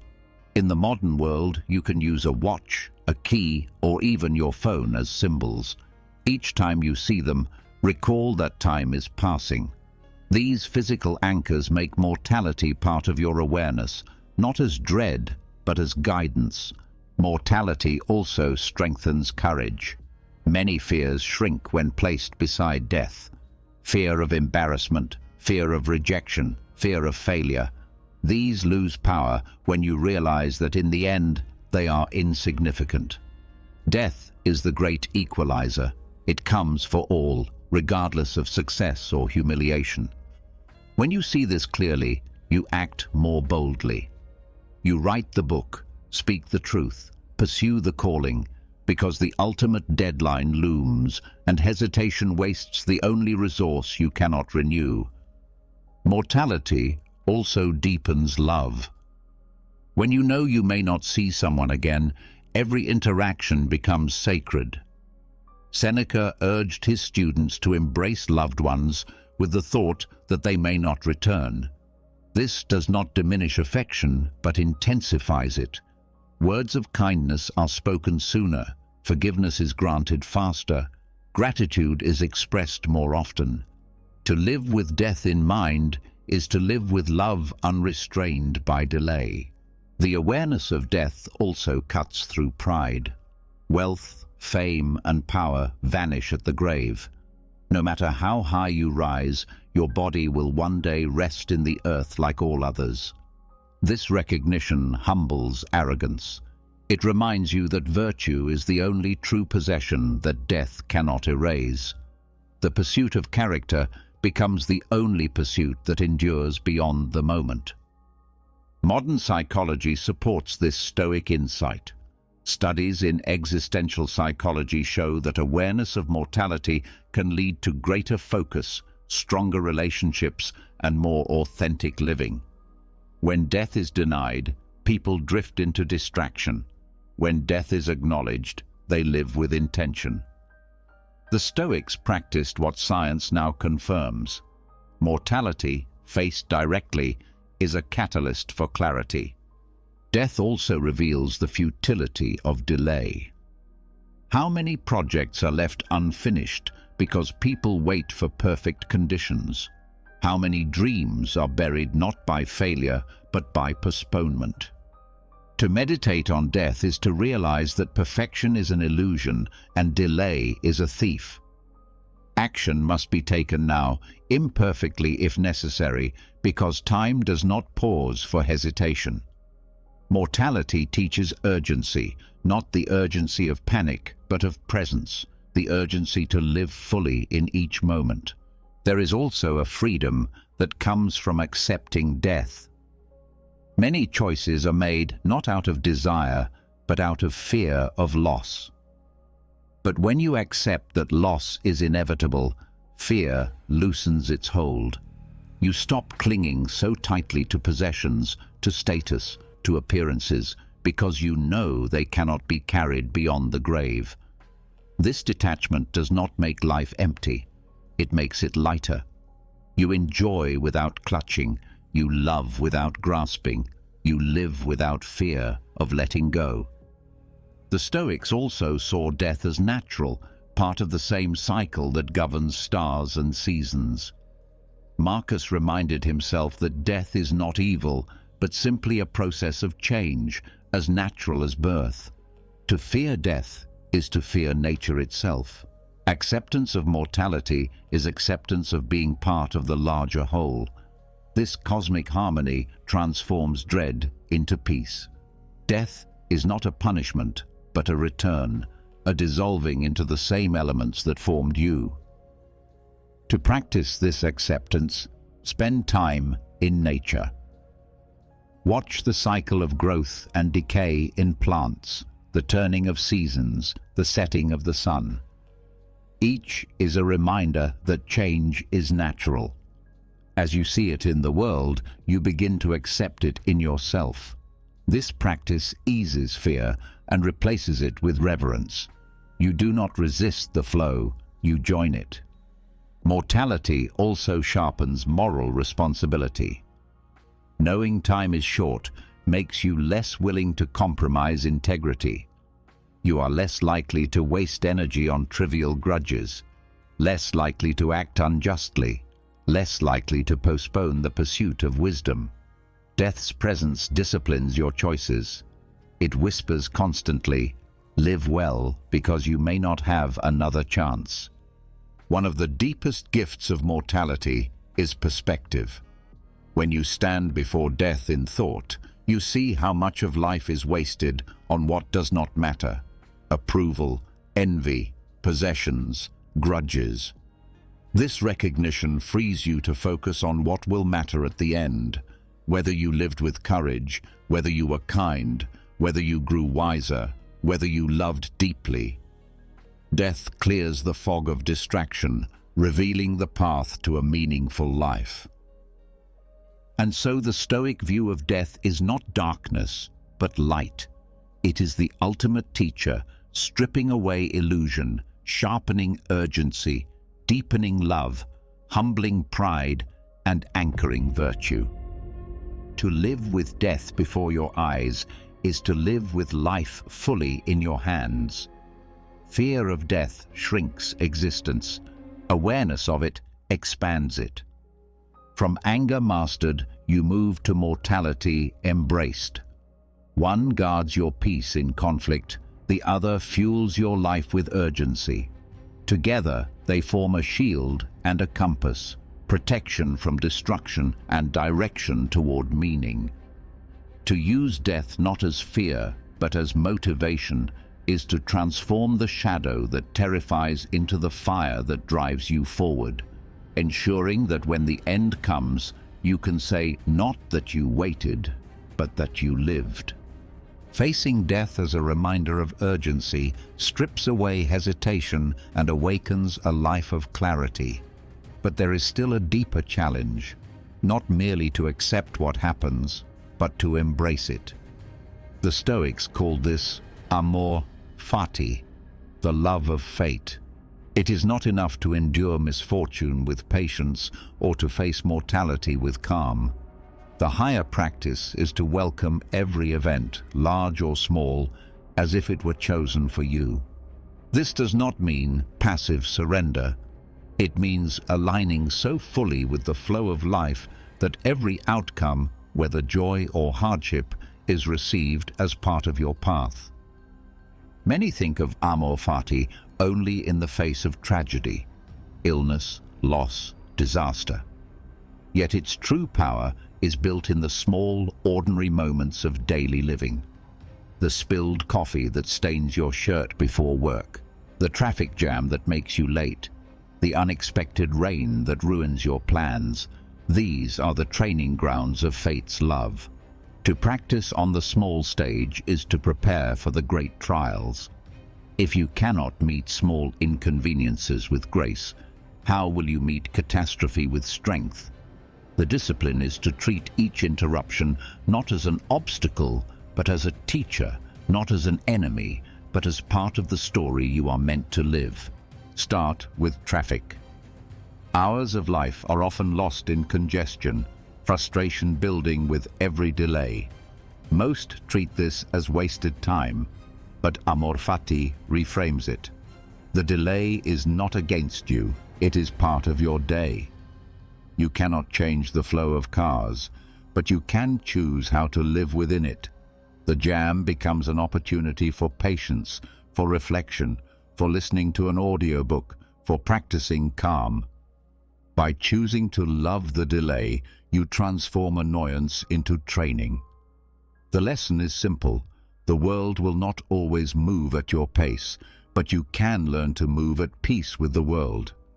Then there is the small accident, the spilled drink, the broken glass, the lost keys. These events often trigger irritation far out of proportion to their scale. Yet what is really threatened? Only the illusion of control.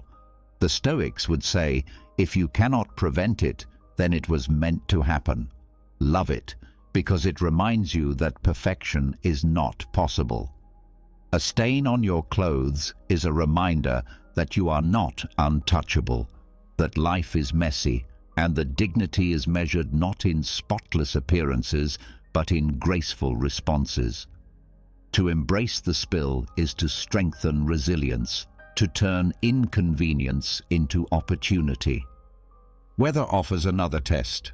Rain ruins plans, heat exhausts, cold bites, yet the sky does not ask permission. To resist the weather is to resist reality itself. Amor Fati teaches a shift. Instead of complaining, receive the day as it arrives. Rain is nourishment. Sun is vitality. Wind is cleansing. Cold is bracing. Each condition, disliked or loved, is part of nature's rhythm. When you embrace it as such, every day becomes acceptable, even beautiful, because it is exactly as it must be. The practice extends to conversations. Perhaps someone interrupts you, misunderstands you, or criticizes unfairly. Most meet this with annoyance or defensiveness, but Amor Fati welcomes it.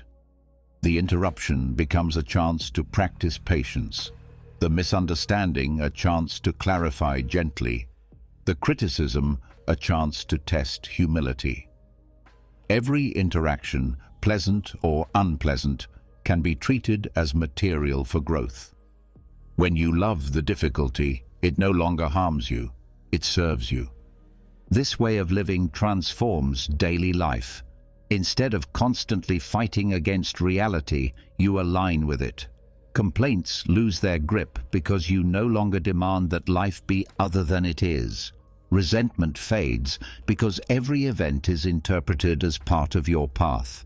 Even loss, when seen through this lens, becomes bearable.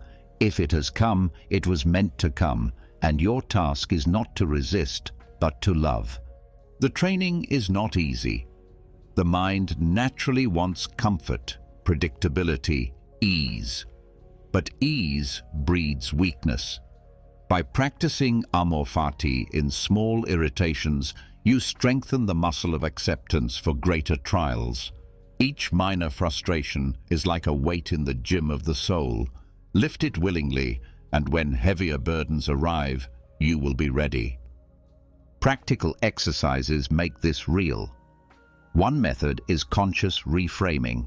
When something goes wrong, pause and say to yourself, "This is for me, not against me." The words change the story. Instead of being a victim of fate, you become a student of it. Another exercise is gratitude in the moment. When plans are interrupted, thank life for the reminder that control is limited.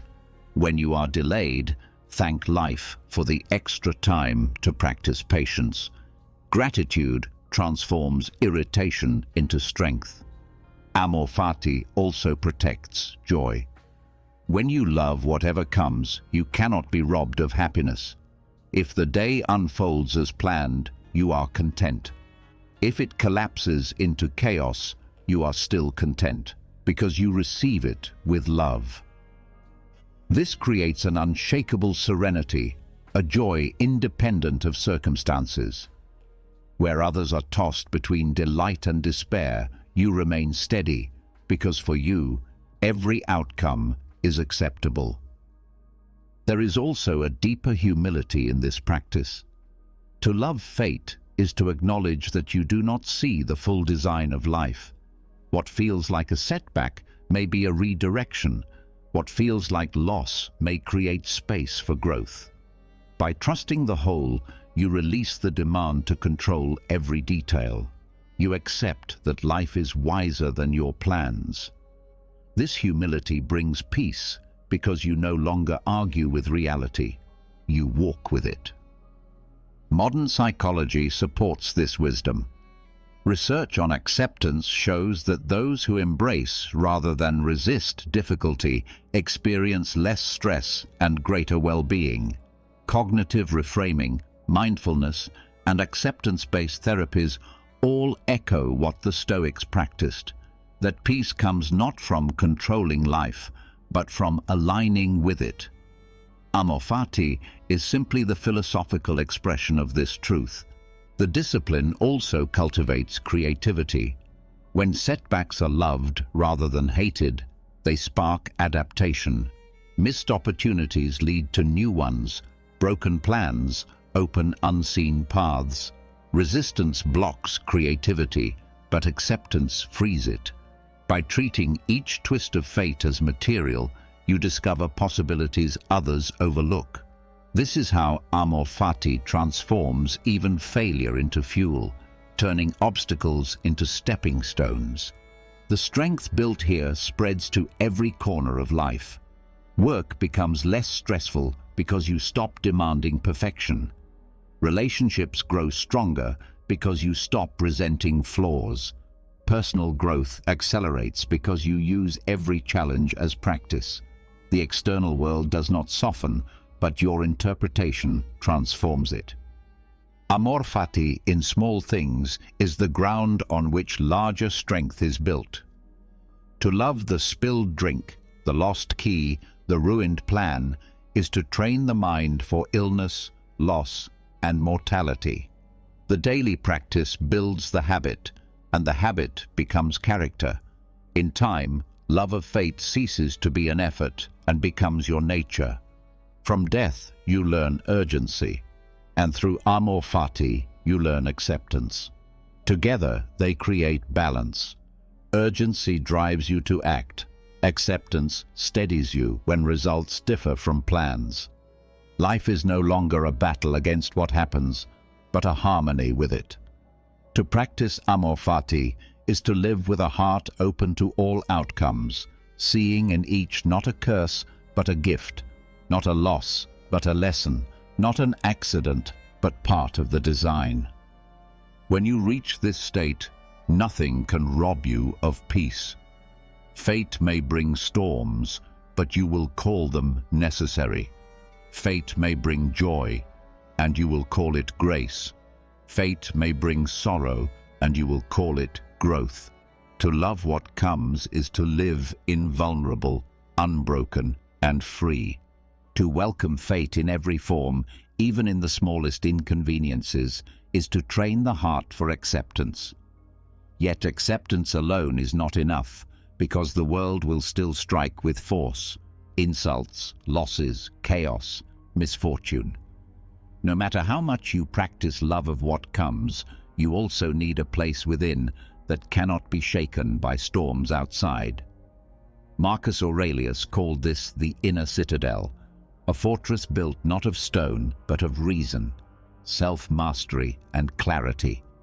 It is the one place no enemy can invade, no insult can penetrate, no misfortune can destroy. The inner citadel is not escape from life, but strength within it. Soldiers built walls to keep invaders out. The Stoic builds the citadel of the mind to guard peace against all external assaults. To construct it is to establish within yourself a sanctuary where judgment remains clear even when the world collapses. When chaos rages around you, the citadel gives calm. When insult lashes at you, the citadel gives dignity. When fortune abandons you, the citadel gives steadiness. This fortress is built on reason. Marcus reminded himself that nothing has the power to harm the mind unless the mind consents. Insults are only words, events are only appearances, misfortunes are only changes in external conditions. The judgment you attach to them, this is where pain grows or dissolves. Within the citadel, you train the habit of questioning impressions. Is this truly harm, or is it only discomfort? Is this truly loss, or is it change? The mind that asks these questions builds walls stronger than any stone. Discipline forms the gate of the citadel. Without discipline, the fortress lies open, vulnerable to every provocation. With discipline, you decide what enters. Anger knocks, and you pause before opening. Fear whispers, and you choose whether to listen. Desire presses, and you examine its worth before granting entry. This is not repression, but sovereignty, the recognition that your mind is your domain, and only you choose what thoughts may dwell there. The citadel also requires self-knowledge. To build it, you must know your weaknesses. Marcus spoke often of his tendency toward irritation, reminding himself not to let it erode his calm. Each person must identify the cracks in their walls, anger, envy, pride, fear, and strengthen them through practice. Reflection. Each evening serves this purpose. Review the day. Where did your defenses hold? Where did they falter? What reinforcement is needed tomorrow? In this way, the citadel grows stronger with each passing day. The sanctuary is also sustained by simplicity. The more you depend on external things, the more doors you open to invasion. Wealth, reputation, luxury, all invite anxiety because they are vulnerable to loss. The Stoic keeps needs simple, making the fortress easier to defend. When peace depends only on what lies within, nothing outside can truly threaten it. Poverty cannot breach it, nor illness, nor insult. Simplicity is strength, because it reduces what the world can take from you. Another foundation stone is perspective. Marcus often reminded himself of the brevity of life, of how quickly events pass, of how small human affairs are in the scope of eternity. By seeing life this way, he denied problems the power to overwhelm. What feels unbearable shrinks when seen against centuries. Perspective is a wall within the citadel, keeping troubles small and the mind unshaken. Yet this inner sanctuary is not isolation. It is not a retreat into cold indifference, but a place from which to act with clarity. From within the citadel, you can engage with the world more fully because you are not enslaved by it. When insult comes, you can respond with calm words instead of retaliation. When misfortune strikes, you can act with courage instead of despair. When others collapse in chaos, you can provide steadiness. The citadel empowers you not by removing you from life, but by making you unbreakable within it. Practical exercises help construct this fortress. One is the practice of mental rehearsal. Each morning, remind yourself, today I may face insult, delay, betrayal. loss. When they come, they will not surprise you, and your citadel will be ready. Another is deliberate withdrawal into silence for reflection, where you test impressions, question desires, and remind yourself of your principles. Each retreat into this silence strengthens the walls of your fortress, preparing you to re-enter the world with calm. Meditation on nature also reinforces the citadel.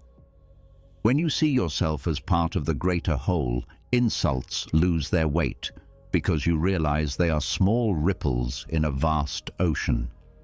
Misfortunes lose their sting, because they are natural changes in the flow of life. Aligning your mind with nature makes your citadel not a rigid prison, but a living harmony with the world. The citadel is also sustained by gratitude. By focusing on what remains rather than what is lost, you reinforce your defenses. Gratitude turns scarcity into wealth, misfortune into opportunity, suffering into growth. Within the citadel, gratitude is the shield that reflects bitterness away, leaving peace intact. Leaders especially need this inner fortress. Marcus Aurelius bore the weight of empire, facing betrayal, war, plague, and political strife. Yet he returned each night to his citadel, writing words that preserved his calm. In modern life, leaders face constant pressure, businesses collapsing, families in turmoil, crises multiplying. Without an inner fortress, such pressures destroy. With it, they refine. A leader with a citadel becomes a source of stability for all who depend on them. The citadel also protects against the most subtle enemy, self-doubt. Often the harshest insults come not from others, but from within. The voice of insecurity, regret, or guilt can erode peace more than any external attack. But within the citadel, you learn to examine these voices. Are they rational? Do they serve growth? If not, they are dismissed. The citadel is not silent, but it is discerning. It permits only truth and virtue to guide thought. Building this sanctuary requires patience. It is not constructed in a day, but through daily effort. Each moment of restraint, each act of reflection, each choice of virtue over impulse lays another stone. Slowly, the walls rise. Over time, you notice change. Insults no longer sting as sharply. Losses no longer paralyze. Chaos no longer shakes you. The citadel grows, and with it, your freedom. This fortress is not meant to isolate you from love or compassion. On the contrary, it makes you more capable of both. When you are unshaken by insult, you can respond with kindness. When you are not destroyed by loss, you can comfort others in theirs. When chaos rages, your calm steadies those around you. The citadel does not close you off from humanity. It frees you to serve it better. From amor fati, you learn to welcome events, and from the inner citadel, you learn to withstand them. One opens your heart to life as it is. The other guards your mind against being broken by it. Together they create resilience that no insult, no chaos, no misfortune can breach. To carry such a sanctuary within you is to carry peace everywhere, a fortress of reason that stands unshaken even in the fiercest storm. The inner citadel protects you from insult, chaos, and loss. But even the strongest fortress can be undone from within if desire is not mastered. External attacks may fail, yet the constant pull of wanting more wealth, more comfort, more recognition, erodes peace like water dripping on stone. Marcus Aurelius warned himself often about this hidden danger, because unchecked desire chains the mind just as surely as fear. True freedom is not found in getting everything you want, but in reducing what you need. The discipline of desire is the art of learning to want less, not by denying life's gifts, but by training yourself to recognize the abundance already present. Seneca wrote that poverty is not the absence of wealth, but the desire for more. A person who owns little but is content is richer than one who owns much and is never satisfied. This shift is the essence of Stoic discipline. The external world may offer endless temptations, but peace depends on the internal measure you place on them. The hunger for what you do not have blinds you to what is already in your hands. The first step is awareness, seeing how often dissatisfaction is self-created, how often you believe happiness lies just beyond your current possessions, relationships, or achievements. Modern life intensifies this trap. Advertising is designed to cultivate desire, to convince you that what you have is not enough. Technology fuels comparison, showing endless images of others living what appears to be better lives. Without discipline, the mind becomes restless, constantly reaching, never arriving. The Stoic solution is not withdrawal from the world, but mastery within it, training the mind to see through illusion and to root happiness in sufficiency, not excess. One practice is deliberate appreciation. Each day, pause to note what already surrounds you: health, shelter, food, companionship, the simple ability to breathe. Marcus often reminded himself of the gift of being alive at all, of the chance to act justly for another day. When you recognize how much has been granted without effort, craving diminishes. Gratitude is not sentimental. It is a weapon against insatiability. Another exercise is voluntary simplicity. Choose moments to live with less than you could, not to punish yourself, but to remind yourself of what is truly necessary. Seneca advised sleeping on the floor, wearing rough clothing, or eating plain food occasionally, asking afterward, "Is this what I feared?" Such practices strip desire of its illusions. You discover that you need far less than you thought, and luxury, when it comes, can be enjoyed without dependence. Desire also weakens when examined rationally. Many wants lose power when you question their true value. Do you crave wealth for its own sake, or for the security and freedom you believe it brings? Do you seek recognition for genuine purpose, or to soothe insecurity? By dissecting desires, you reveal which are based on reason and which are shadows of impulse. Those that align with virtue, justice, wisdom, courage, can be pursued. Those born from vanity or fear can be dismissed. The discipline of desire also involves training the imagination. Instead of picturing the joy of obtaining what you lack, practice picturing contentment with what you already hold. The mind rehearses craving by imagining satisfaction in the future. You can redirect it to rehearse satisfaction in the present. This reshapes the emotional pull of desire, weakening its hold over time. Another method is to focus on sufficiency rather than abundance. Seneca wrote that it is not the man who has too little, but the one who craves more who is poor. Reflect on the essentials: food to nourish, shelter to protect, clothing to cover, friendship to comfort, reason to guide. Once these are secured, the rest is excess. This awareness does not forbid enjoyment of luxury, but prevents enslavement to it.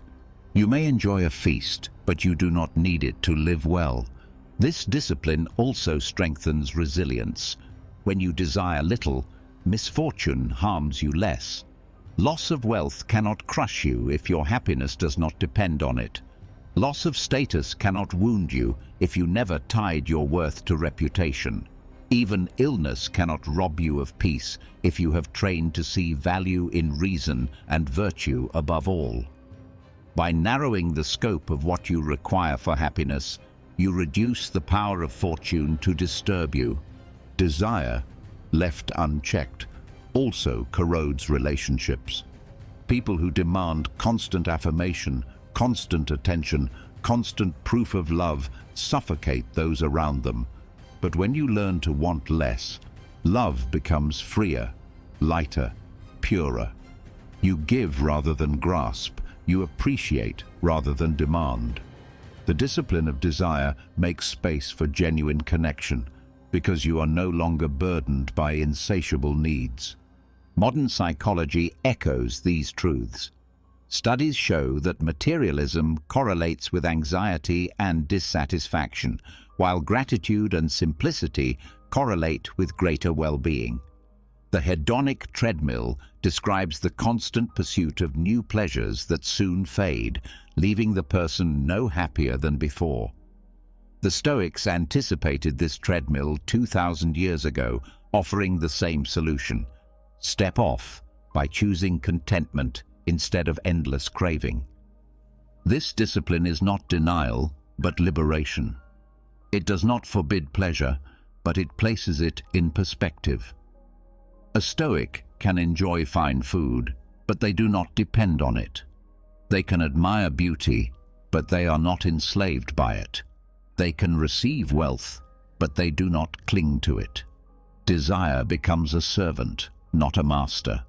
This balance allows joy without attachment, pleasure without dependence, possession without loss of freedom. Practical training continues with reframing language. Instead of saying, "I need this," practice saying, "I would like this, but I can live without it."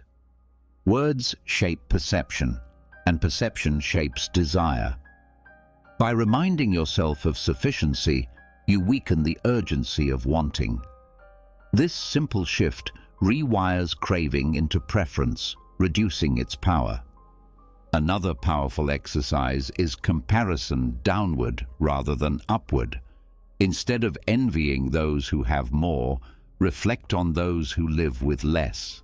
Seneca encouraged this, not to breed pride, but to breed gratitude. When you see that many survive with far fewer resources, you recognize your own abundance. This reverses the pull of desire, turning it into appreciation. The discipline of desire also frees the mind for higher pursuits.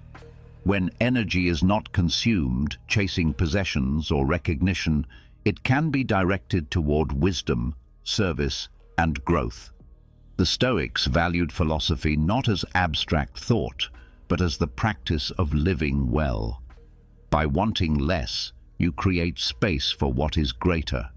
The pursuit of virtue replaces the pursuit of vanity, and the soul is nourished instead of starved. In daily practice, the discipline is tested constantly. Advertisements urge you to crave. Society measures you by wealth. Culture praises excess. To resist requires constant attention. But each act of resistance builds strength. Each time you choose gratitude over craving, sufficiency over hunger, simplicity over excess, you reinforce the habit. Over time, desire weakens and contentment becomes natural. The final lesson is that to master desire is to master freedom.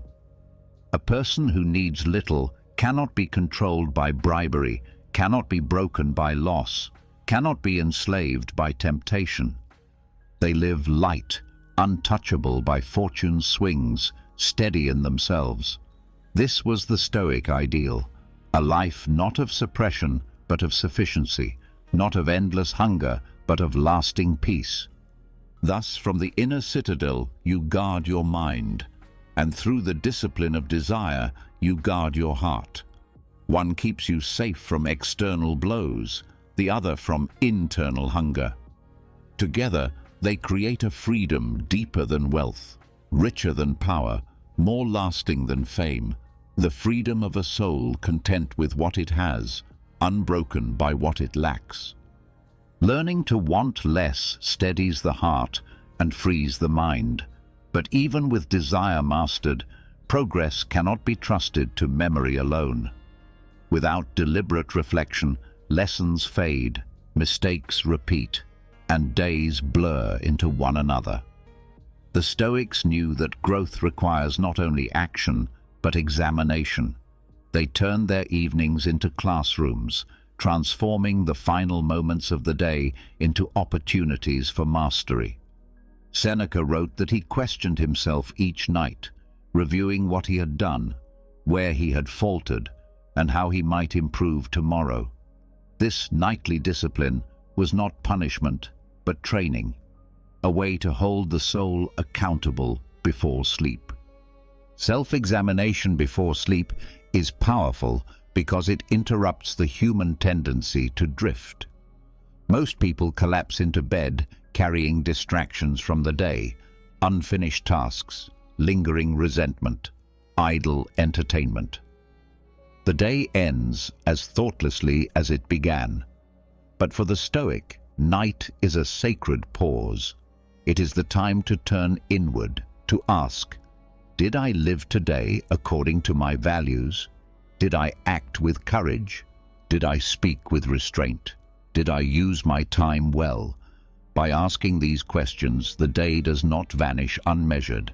It becomes part of a living practice. This reflection sharpens awareness. Without it, you may fail repeatedly in the same ways without ever noticing. With it, patterns emerge. Perhaps you discover that anger rises most often in the morning, or that distraction steals your time in the evening. These insights guide adjustment. The point is not to dwell in regret, but to map the terrain of your character. Just as a general reviews battles to prepare for the next, the philosopher reviews the day to prepare for tomorrow. The practice also cultivates honesty. It is easy to justify mistakes in the moment, but in the quiet of evening, excuses lose strength. When you ask yourself plainly, "Did I act as I should?"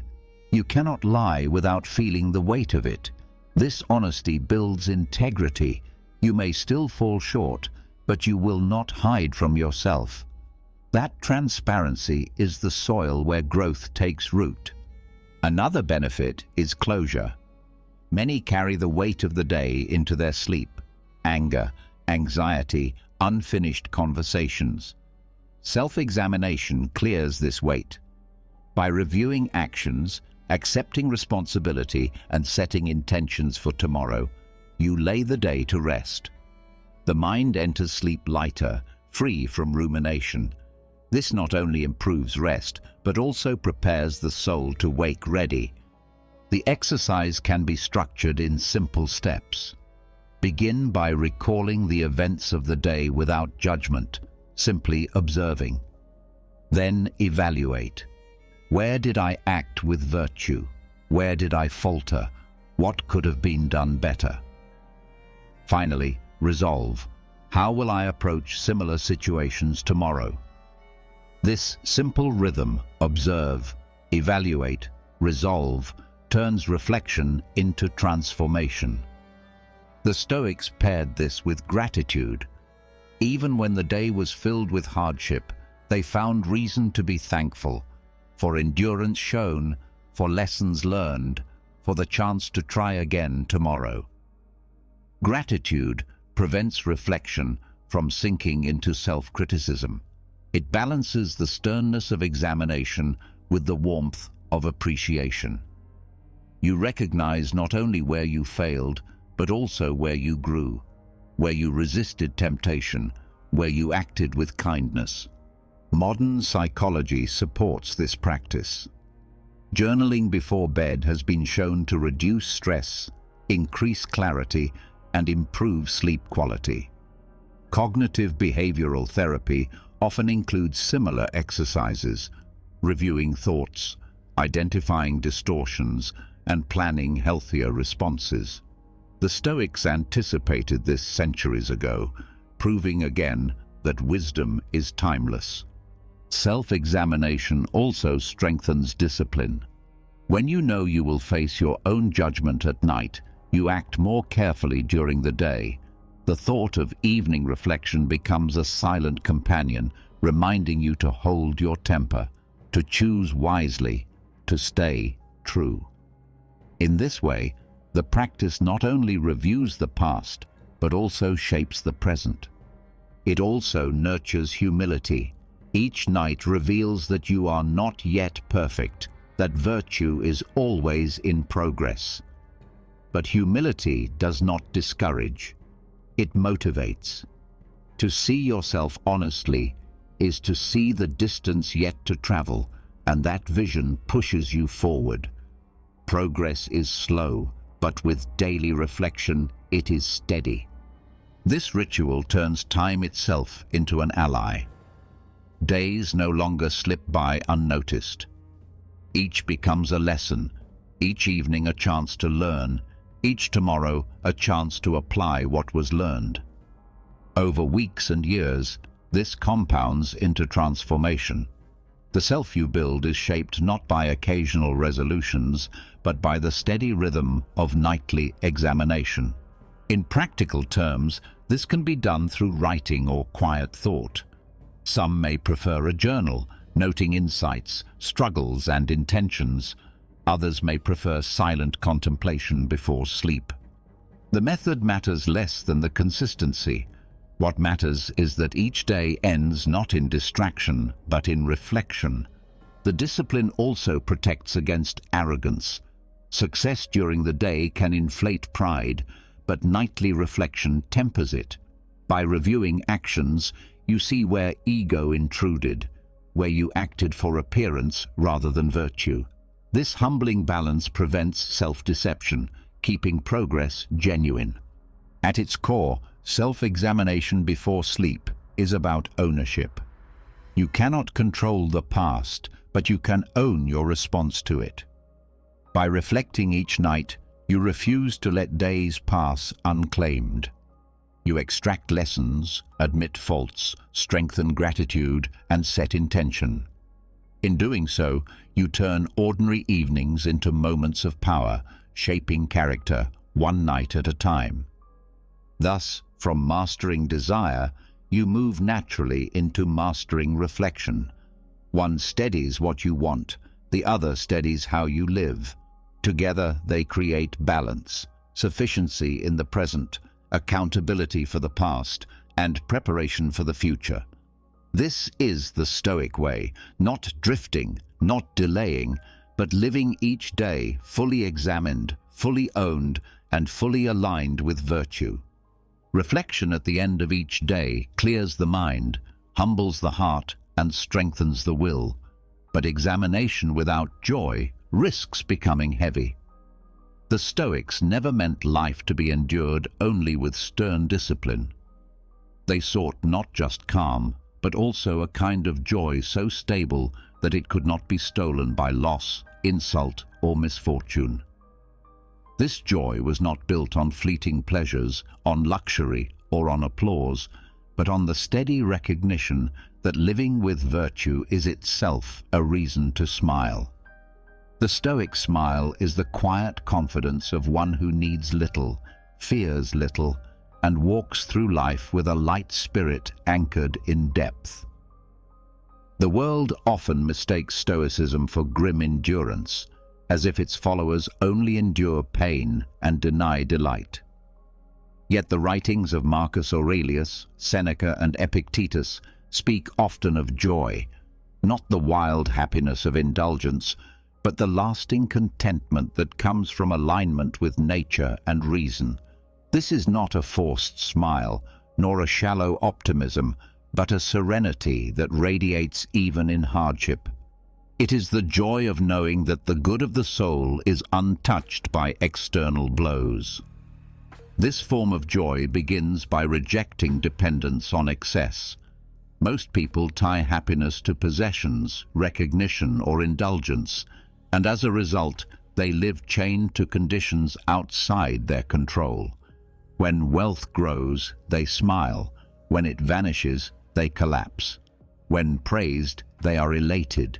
When criticized, they despair. Stoic joy is immune to such fluctuations. It rests not on what fortune gives, but on what character maintains. A Stoic does not despise pleasures but enjoys them without bondage. Luxury is pleasant but not necessary. Recognition is welcome but not essential. This detachment is what makes joy unbreakable. Cultivating this joy requires training the mind to see value in simplicity. Seneca noted that the person who delights in the simplest food and plain clothing is free because they are always satisfied. When the ordinary is enough, every addition feels like abundance. By contrast, those who depend on extravagance never feel complete, no matter how much they gain. The Stoic smile is born from gratitude for the essentials, turning water into sweetness, bread into feast, friendship into wealth. Joy without excess also requires alignment with purpose. Marcus Aurelius reminded himself that the proper work of a human is to live according to reason, justice, courage, and moderation. To fulfill this purpose is fulfilling in itself. When you act with integrity, when you speak truthfully, when you resist impulse, when you help another, you create joy that does not fade when fortune shifts. This joy is self-sustaining because it depends only on your choices, not on the whims of others. Practical exercises deepen this joy. One is to begin each day with gratitude for simply being alive, for the chance to breathe, think, and act. Another is to notice small beauties without needing to possess them: the sky, the sound of laughter, the strength of your own body. By savoring these, you train yourself to find delight in what cannot be bought or stolen. Over time, this becomes natural. Joy no longer requires conditions. It flows from perception. Stoic joy also comes from service, helping another, offering patience, giving kindness. These acts nourish a happiness deeper than self-indulgence. Epictetus reminded his students that human beings are made for cooperation, like feet walking together. To fulfill this role is to live in harmony with nature, and harmony brings joy. Unlike pleasure, which vanishes quickly, joy born of service remains, because it is tied to meaning, not appetite. Another source of joy is resilience itself. To endure hardship without collapse, to face insult without anger, to meet loss without despair. These victories create a satisfaction that indulgence cannot match. The Stoic smile often appears in moments others expect only sorrow, because the wise know that strength itself is a reason to rejoice. To discover that you can withstand more than you thought is one of life's deepest forms of happiness. Modern psychology echoes these insights. Research on well-being shows that lasting happiness is not linked to wealth or status, but to gratitude, purpose, relationships, and resilience, all central to Stoic teaching. Hedonic pleasures give short bursts of delight, but eudaimonic joy, rooted in meaning and virtue, endures. The Stoics anticipated this distinction, urging us to cultivate joy that does not collapse when pleasures fade. The Stoic smile is not blind to suffering. It does not deny grief or pretend that loss is painless. But it insists that even amid tears, the soul can rest in the knowledge that virtue is untouched. The body may weaken, fortune may turn, but the mind trained in wisdom still carries an inner light. That light is joy, not loud, but steady, not fragile, but resilient. Daily practice makes this joy stronger. In the morning, resolve to act with justice and patience. During the day, find beauty in the simple and meaning in service. At night, reflect on where you upheld virtue and where you can improve. Each cycle reinforces the sense that happiness is not something you chase, but something you live. The smile then becomes natural, a reflection of harmony between your actions and your principles. Joy without excess also prepares you for mortality. When you love what is simple, when you take delight in virtue rather than indulgence, you fear less the loss of external things. Even death itself loses part of its terror, because you have already learned that happiness is not dependent on fragile conditions. The Stoic smile endures even in the face of death, because it comes from a source deeper than life's fleeting gifts. From nightly reflection you gain self-mastery, and from joy without excess you gain lightness of spirit. One strengthens through accountability, the other softens through delight. Together, they make life both disciplined and beautiful, steady and radiant. The Stoic life is not grim endurance, but graceful resilience. Not denial of joy, but discovery of joy that cannot be broken. To carry such a smile is to carry freedom itself, calm, enduring, and untouchable. Joy without excess teaches that true happiness does not depend on abundance, but on alignment with virtue and appreciation of what is already present. Yet, there is an even higher form of appreciation that tests the very core of the human spirit. Gratitude not only for gifts and comforts, but also for what you never would have chosen. The Stoics taught that the deepest strength arises when you can give thanks not just for sunshine, but also for the storm, not just for victories, but also for defeats, not just for freedom, but also for constraints. Gratitude for the unchosen is the discipline of embracing life as a whole, finding value even in its harshest lessons. Ordinary gratitude flows easily when life is kind. People give thanks for health, for family, for success, for good fortune. But when illness strikes, when relationships fracture, when opportunities vanish, gratitude often disappears. This is precisely where Stoic practice begins. For Marcus Aurelius, every obstacle was raw material for virtue. For Seneca, misfortune was an opportunity for endurance. For Epictetus, even slavery was a teacher, shaping resilience that no freedom could have offered. Gratitude for the unchosen is therefore not naive optimism. It is an act of strength, the deliberate decision to see every event as part of your training. To practice this, begin by reframing obstacles. When something blocks your path, instead of cursing it, ask, what quality is this demanding from me? Patience, courage, creativity, endurance? Marcus wrote that what stands in the way becomes the way. Gratitude arises when you see that the challenge is not robbing you of progress, but shaping it. A delay teaches patience, a failure teaches humility, a loss teaches love. The obstacle itself becomes the gift if you are willing to learn. Loss, too, invites this discipline. To lose someone you love is agony, and gratitude may feel impossible.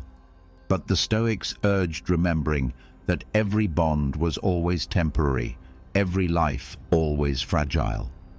Gratitude for the unchosen does not deny grief, but it honors the time that was given instead of resenting its end. You say not only, why was this taken, but also, how fortunate I was to have had it at all. This shift does not erase pain, but it anchors grief in love rather than bitterness. Limitations are another unchosen teacher. Many rage against their physical, financial, or social limits, believing life would be better if only circumstances were different. Yet Epictetus, born a slave and crippled, taught freedom of the mind more powerfully than those with every external advantage. Gratitude for limitations is the recognition that boundaries create focus, that scarcity sharpens appreciation, that weakness trains strength. When you stop resenting what you cannot change, you begin to see how it has shaped your character. Gratitude transforms the cage into a classroom. Even failures deserve thanks. A failed plan forces redirection, often toward paths you would not have considered otherwise. Gratitude here means recognizing that what felt like ruin often becomes foundation. Many people later admit that their greatest growth came from their lowest points, that what seemed like destruction was actually reconstruction. The Stoic does not wait for hindsight. They give thanks even in the midst of failure, trusting that it is part of their shaping. Daily practice builds this habit. One exercise is to end each evening not only noting what went well, but also giving thanks for what did not. Did someone insult you? Give thanks for the chance to practice patience. Did you face a setback at work? Give thanks for the reminder that results are never guaranteed. Did your body ache? Give thanks for the lesson in impermanence and the opportunity to cherish health more deeply. This is not forced cheerfulness, but deliberate reframing, turning every difficulty into a teacher. Gratitude for the unchosen also dissolves resentment. Many people carry anger for years about injustices, betrayals, or disappointments. Yet holding resentment is like drinking poison daily. Gratitude shifts the story. Instead of seeing only harm, you search for what strength or clarity arose from the experience. Perhaps betrayal taught you discernment. Perhaps failure taught you humility. Perhaps injustice awakened your courage. By thanking life for even these, you reclaim power over your narrative. You are no longer the victim of events, but the student of them. This practice also breeds humility. To thank life for blessings is natural, but to thank it for trials requires recognition that you do not see the whole design. What feels like punishment may later reveal itself as preparation. Gratitude for the unchosen is an act of trust. Trust that life is wiser than your limited view. Trust that even in hardship, there is value waiting to be uncovered. Humility allows you to bow to reality instead of fighting it, to say yes even when you would rather say no. Modern psychology aligns with this wisdom. Studies on post-traumatic growth show that people who find meaning in hardship often emerge stronger, more compassionate, and more resilient. Gratitude practices, even for difficulties, reduce stress and increase well-being. The Stoics anticipated this long ago. The mind that turns every event into material for growth cannot be defeated. Gratitude for the unchosen is not denial. It is transformation. Another dimension is compassion. When you give thanks for your own trials, you become more understanding of the trials of others. You know from experience that suffering shapes, that loss teaches, that hardship deepens. Gratitude softens judgment, replacing it with empathy. You no longer envy those with easier paths because you see that your struggles have given you depth they may not yet have. Gratitude here is not only personal but relational. It binds you to humanity in shared endurance. The practice extends even to mortality. Gratitude for death itself may seem impossible, yet Marcus reminded himself often that death is natural, part of the same cycle that brought him into being. To thank life for mortality is to thank it for urgency, for focus, for the preciousness of each hour. Immortality would breed complacency. Finitude breeds depth. The awareness that time is limited is itself a gift, sharpening priorities and fueling meaning. This discipline is demanding, but it transforms the soul. Where others see only misfortune, you see material for growth. Where others curse fate, you bless it. Where others cling to resentment, you release it through gratitude. In this way, nothing in life is wasted. Not pain, not loss, not failure, not limitation. Everything becomes part of your shaping. Everything becomes worthy of thanks. And so the Stoic smile deepens into something unshakable. You do not smile only when fortune is kind. You smile even when fortune is harsh, because you have trained yourself to love not only the chosen, but also the unchosen. This is the highest form of freedom, to live without bitterness, to find value in everything, to carry gratitude not only for blessings, but also for burdens. Such a life cannot be broken, because it is built on a gratitude that nothing can take away. Gratitude for the unchosen teaches you to accept every circumstance as part of your shaping, but this practice raises an even larger question. If all things are given by life, then how should life itself be lived? For the Stoics, the answer was simple in words, but profound in practice. Live according to nature. This phrase is often misunderstood, reduced to rustic simplicity or withdrawal from society. Yet for Marcus Aurelius, Seneca, and Epictetus, living by nature was not about abandoning the world, but about aligning with its order, its reason, and its truth. To live by nature is to live as a human being ought to live, rationally, justly, courageously, and in harmony with the whole. In the modern world, this principle can feel distant. Cities rise higher than forests, technology surrounds every moment, and artificial comforts fill daily life. Yet the Stoic teaching remains urgent. Nature is not only the trees and rivers, it is also human nature, the capacity for reason, for cooperation, for discipline, for virtue. To live by nature today means to live in alignment with what you are designed to be, even amidst concrete, machines, and digital noise. One aspect is recognizing that nature is change. The universe is in constant flux.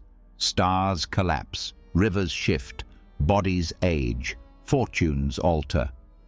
To resist change is to resist the very fabric of reality.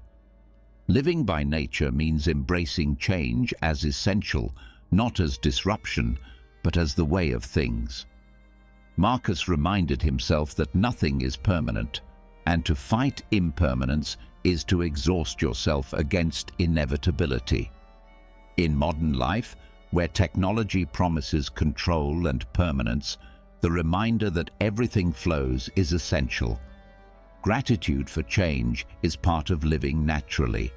Another element is simplicity. Nature provides what is necessary: food, shelter, rest, community. But modern life multiplies wants into endless complexity. To live by nature is to distinguish needs from cravings, to honor sufficiency rather than excess. This does not mean rejecting technology or comfort, but using them wisely, without letting them master you. A meal of bread and water can sustain you as surely as a banquet, and knowing this is freedom. When you understand what is truly necessary, you cannot be enslaved by artificial needs. Living according to nature also means honoring the body. The body is not a machine to be neglected or idolized, but part of the natural order entrusted to you. Exercise, rest, and nourishment align you with your physical nature. In modern life, with its sedentary habits and processed foods, this requires conscious practice. To walk, to breathe fresh air, to eat with moderation, to sleep in rhythm with your needs. These simple acts reconnect you with the design of your being. Gratitude for the body, even with its limitations, is gratitude for nature's gift. But the Stoics emphasized that the higher part of human nature is reason.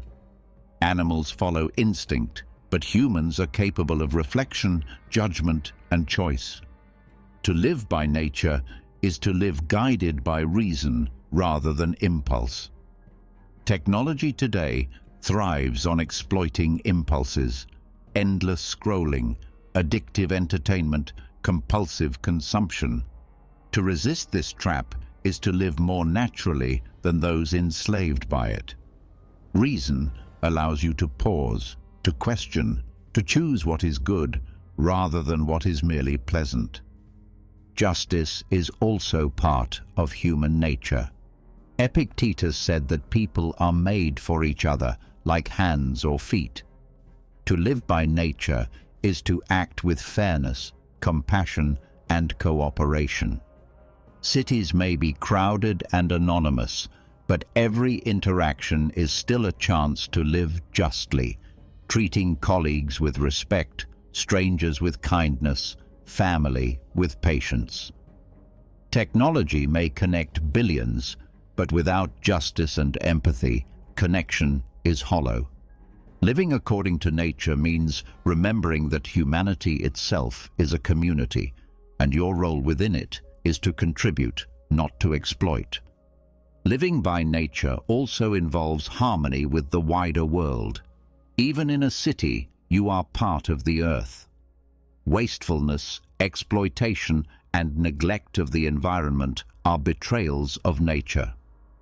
The Stoics, though not environmentalists in the modern sense, saw the universe as one living whole.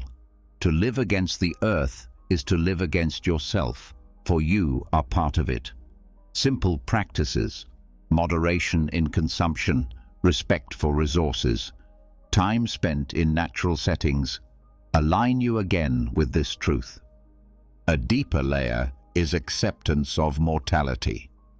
Nature gave you life, and nature will take it. To live by nature is to accept death as part of the cycle, not as an intrusion. Fear of death comes from the illusion that life belongs to you, but the Stoics remind you that life is a loan, not a possession. When you accept this, every day becomes a gift, every action a chance to honor the time you are given. Death is not outside of nature, it is its completion. Practical exercises help bring this into the modern world.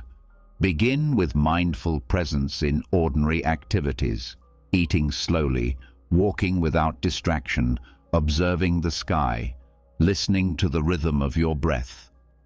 Each act reconnects you with natural rhythm. Practice restraint in consumption, pause before buying, ask whether it is necessary, remind yourself of sufficiency. Reflect daily on your role in the community. Did you act justly? Did you help? Did you harm? Use technology intentionally, as a tool, not as a master. Each choice, however small, is a step toward living by nature. Living by nature does not mean abandoning progress. The Stoics were not against civilization. Marcus Aurelius ruled an empire. It means using progress without forgetting essence. You can drive a car, but do not let speed rob you of patience. You can use a phone, but do not let it consume your presence. You can enjoy comfort, but do not forget how little is required for sufficiency. To live by nature in modern life is to balance progress with principle, technology with reason, abundance with moderation. The reward of this alignment is peace. When you live against nature, you are always in conflict, desiring more than is necessary, fearing change that is inevitable, resenting death that is certain. When you live according to nature, you release this struggle. You walk in harmony with reality, no longer demanding that the world bend to your will, but choosing to align your will with the world. This is freedom, not the freedom to do anything, but the freedom to live rightly, steadily, in accordance with what is true. And so gratitude for the unchosen flows naturally into the practice of living by nature.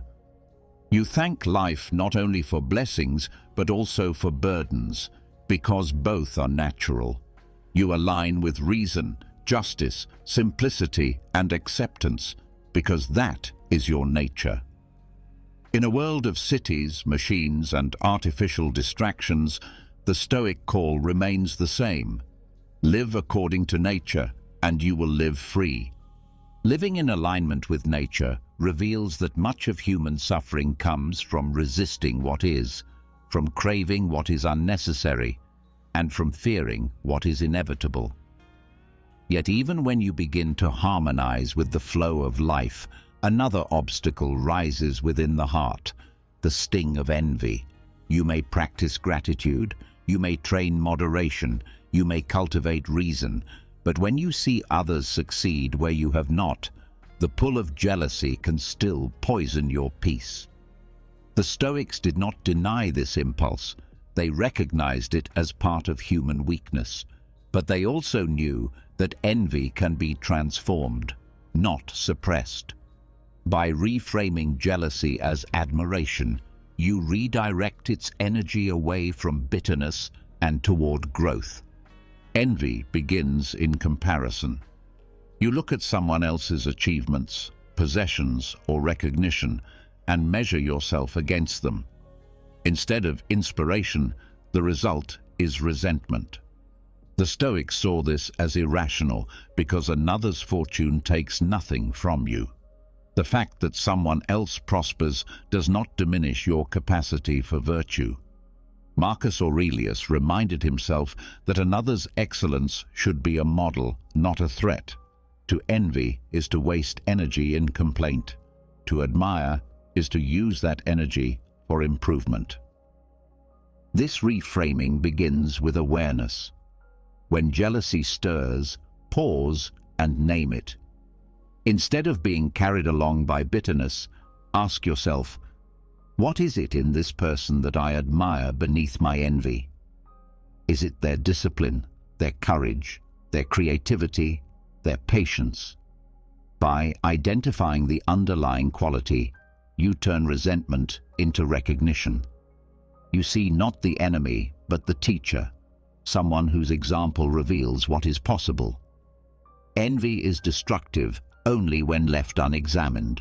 When transformed, it becomes a map pointing you toward growth. The practice also requires humility.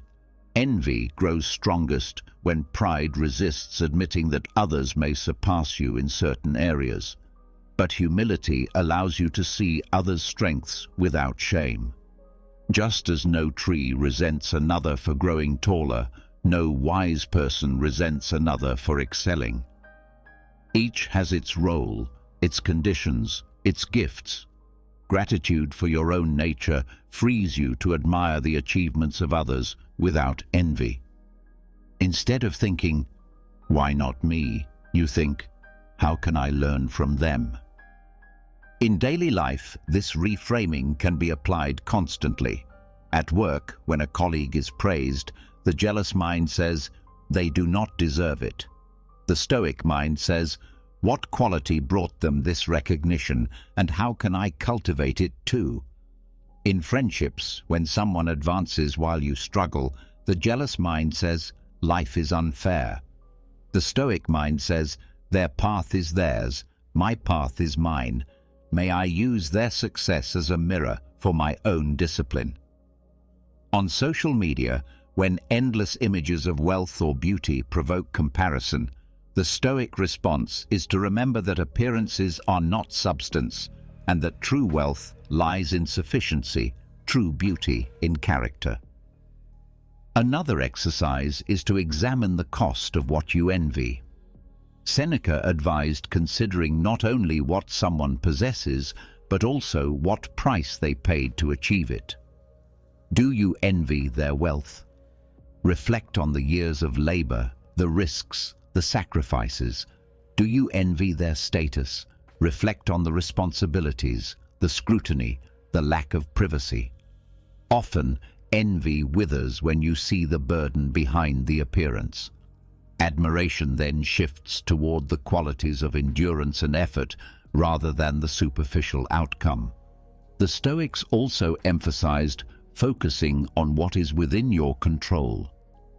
Envy directs your gaze outward, obsessing over what others have.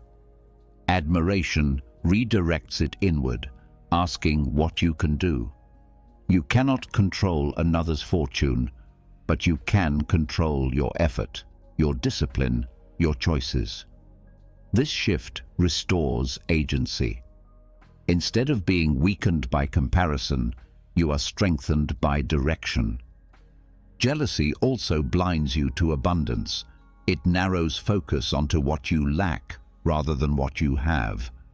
Admiration widens perspective, reminding you that you, too, have strengths others may value. Perhaps you are not wealthy, but you are patient. Perhaps you are not famous, but you are loyal. Perhaps you do not have recognition, but you have resilience. The Stoic practice is not to deny differences, but to honor your own gifts while respecting those of others. Each person carries their portion of excellence, and the wise celebrate all without resentment. Turning envy into admiration also fosters community. Envy divides, creating distance and hostility. Admiration unites, creating respect and cooperation. When you celebrate others' success, you strengthen bonds rather than weaken them. The Stoics believed humans are made for cooperation, like hands working together. By admiring rather than envying, you align with this natural order, contributing to harmony rather than discord. Modern psychology confirms this transformation. Studies show that envy corrodes well-being, increasing stress and dissatisfaction, while admiration and gratitude improve resilience and motivation. Social comparison is inevitable, but its effect depends on interpretation. When you see others' success as threat, you suffer. When you see it as example, you grow. The Stoics anticipated this. Envy is a misuse of attention, admiration its correction. Practical training begins with small acts. When envy rises, consciously name one quality in the person worth admiring. Write it down if necessary. Then ask, how can I practice this quality tomorrow? Over time, this habit rewires jealousy into inspiration. Each instance of envy becomes an opportunity for self-improvement rather than self-destruction. This practice also deepens joy. When you admire others, you share in their success. Instead of one person rejoicing, two rejoice. When you envy, both suffer, one with resentment, the other often unaware. By admiring, you expand your capacity for happiness, finding delight not only in your progress, but in the progress of others. The Stoic smile becomes wider, not confined to your victories, but open to the victories of all. At its deepest level, turning envy into admiration is about aligning with reason. Reason tells you that another's excellence does not diminish your worth. Reason tells you that life is not a competition for limited virtue, but a field where all can grow. Reason tells you that admiration fuels improvement while envy drains it. To choose admiration is to choose wisdom, to transform a vice into a virtue, to turn poison into medicine. From living by nature, you learn harmony with the whole. From turning envy into admiration, you learn harmony with others within that whole. One aligns you with the order of the universe, the other with the excellence of your fellow beings. Together they cultivate a life free from bitterness, rich in inspiration, and guided by a spirit that welcomes every example of virtue as fuel for its own flame. When envy is turned into admiration, the heart becomes lighter and relationships become stronger. You stop seeing others as rivals and begin to see them as teachers, which clears the path for harmony and growth. But even as the mind learns to free itself from jealousy, another test remains constant: the words you choose. If envy poisons silently, words poison aloud. They can fracture trust, wound deeply, and undo years of virtue in a single moment. The Stoics knew that speech carries weight heavier than many realize. To speak without restraint is to surrender reason to impulse. To master words is to master one of the most powerful forces available to human beings. Speech reveals character. Actions matter, but words often expose what is hidden in the heart. Marcus Aurelius reminded himself not to speak more than necessary, because the tongue often outruns thought. Seneca wrote that careless speech betrays careless living. What you say and how you say it reflects your discipline or lack of it. Words filled with malice show a mind enslaved by anger. Words of vanity reveal a soul craving recognition. Words of calm and clarity demonstrate mastery. The Stoics considered restraint in speech a form of strength. Many think power is loudness, but often the strongest voice is the one that knows when to be silent. Epictetus taught that nature gave you 2 ears and 1 mouth so that you might listen more than you speak. To restrain speech is not weakness, but sovereignty over impulse. In restraint, you give reason time to guide you. In restraint, you prevent harm before it is done. Words also shape the world around you. They can soothe conflict or inflame it. A harsh word spoken in anger can scar a relationship for years. A word of encouragement can lift a soul from despair. The Stoics understood that words are not empty sounds. They are actions in themselves. To treat them lightly is to treat people lightly. To weigh them carefully is to honor both yourself and others. In modern life, words travel further than ever before. A careless remark posted online can reach thousands, even millions, shaping reputations and stirring storms. The Stoic discipline of speech is even more urgent now. Before speaking or typing, you must ask, is this true? Is this just? Is this necessary? If not, silence is the better choice. Once words leave you, they cannot be recalled. They become part of the world's memory, part of your legacy. Speech also trains the self. Words spoken repeatedly shape thought. If you constantly complain, your mind becomes attuned to negativity. If you constantly criticize, your vision narrows to faults. If you speak with gratitude, your mind learns to notice blessings. Language is not only a reflection of thought, but also a sculptor of it. The discipline of words is therefore the discipline of thought itself.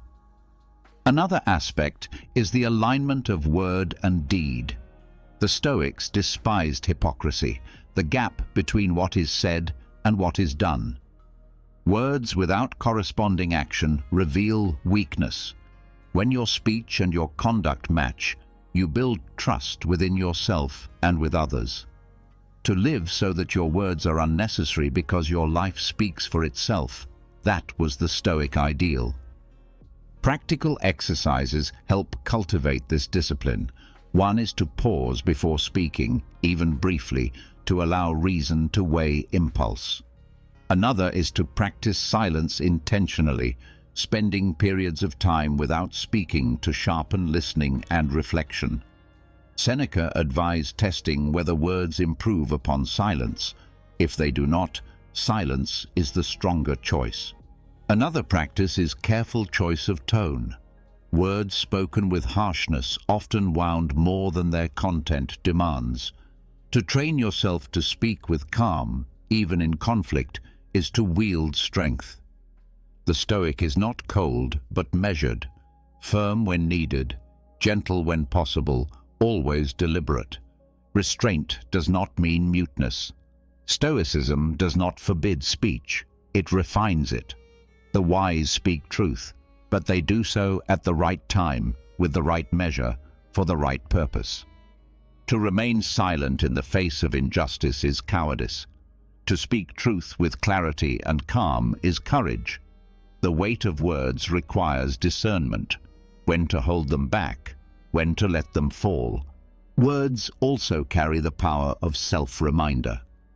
Marcus Aurelius wrote not to impress others, but to instruct himself.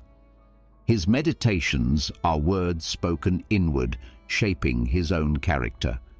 In the same way, the words you choose to repeat to yourself, affirmations, reflections, questions, become guides. They form the architecture of your inner citadel. To feed yourself with careless or bitter words is to weaken it. To feed yourself with measured, disciplined words is to strengthen it. The danger of empty words is great. Talking endlessly about virtue without practicing it weakens character. Epictetus warned his students not to become philosophers of words only, but philosophers of deeds. Words must serve as tools, not decorations.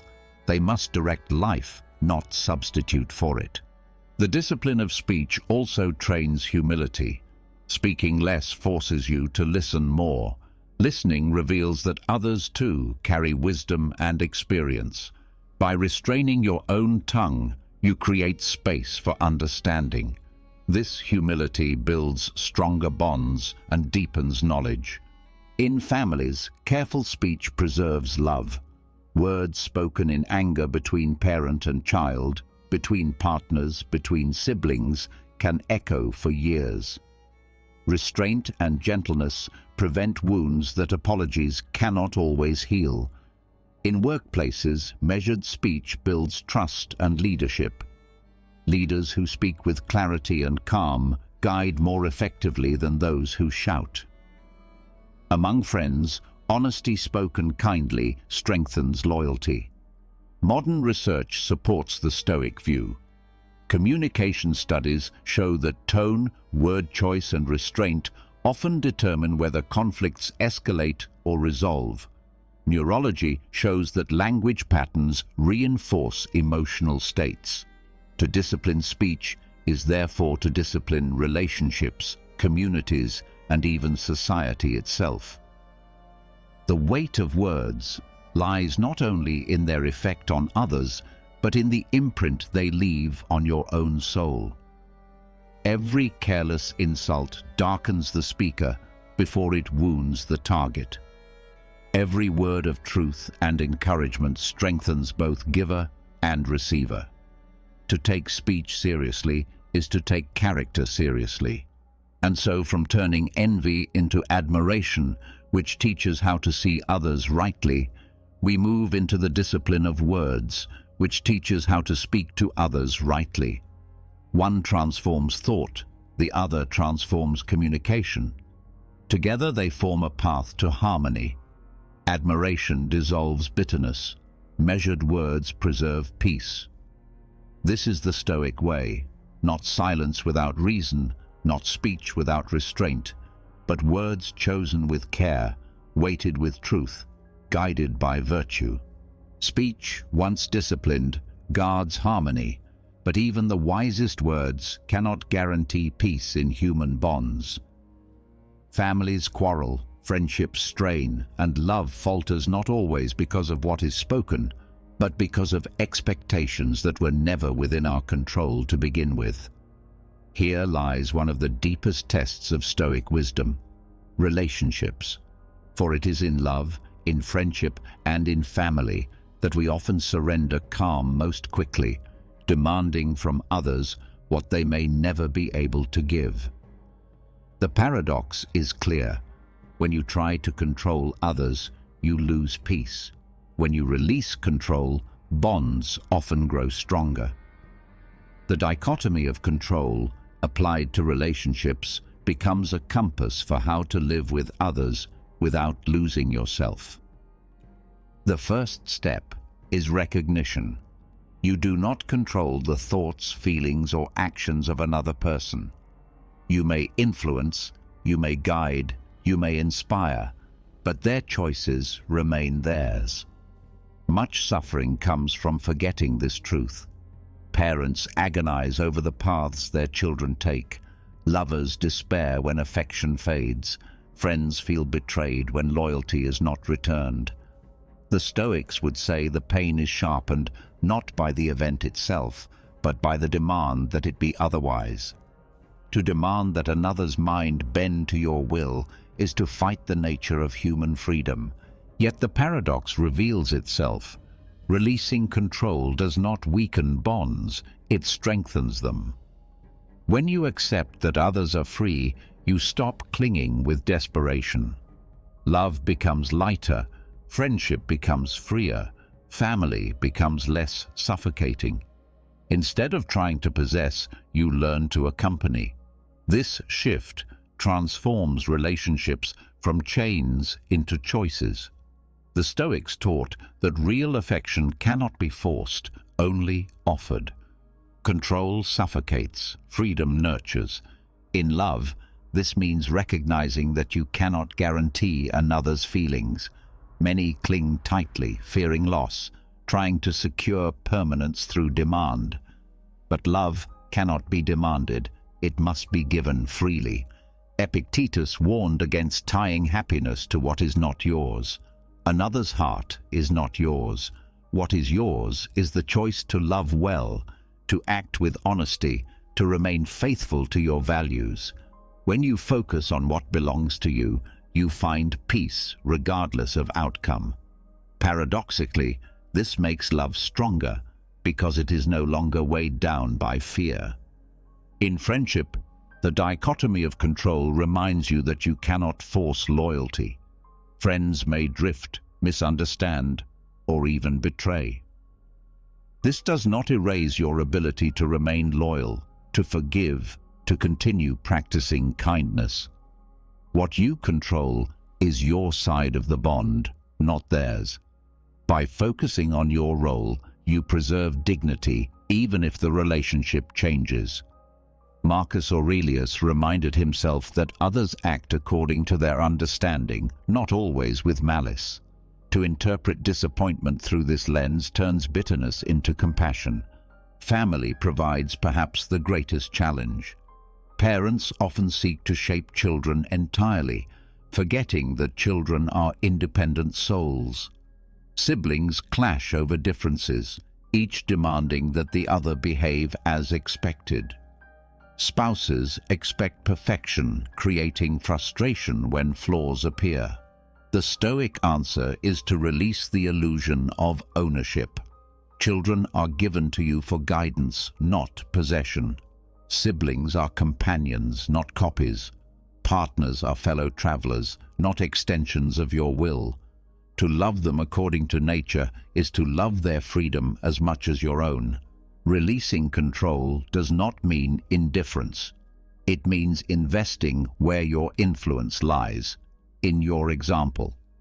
You cannot control whether a child listens, but you can control whether you live in a way worth imitating.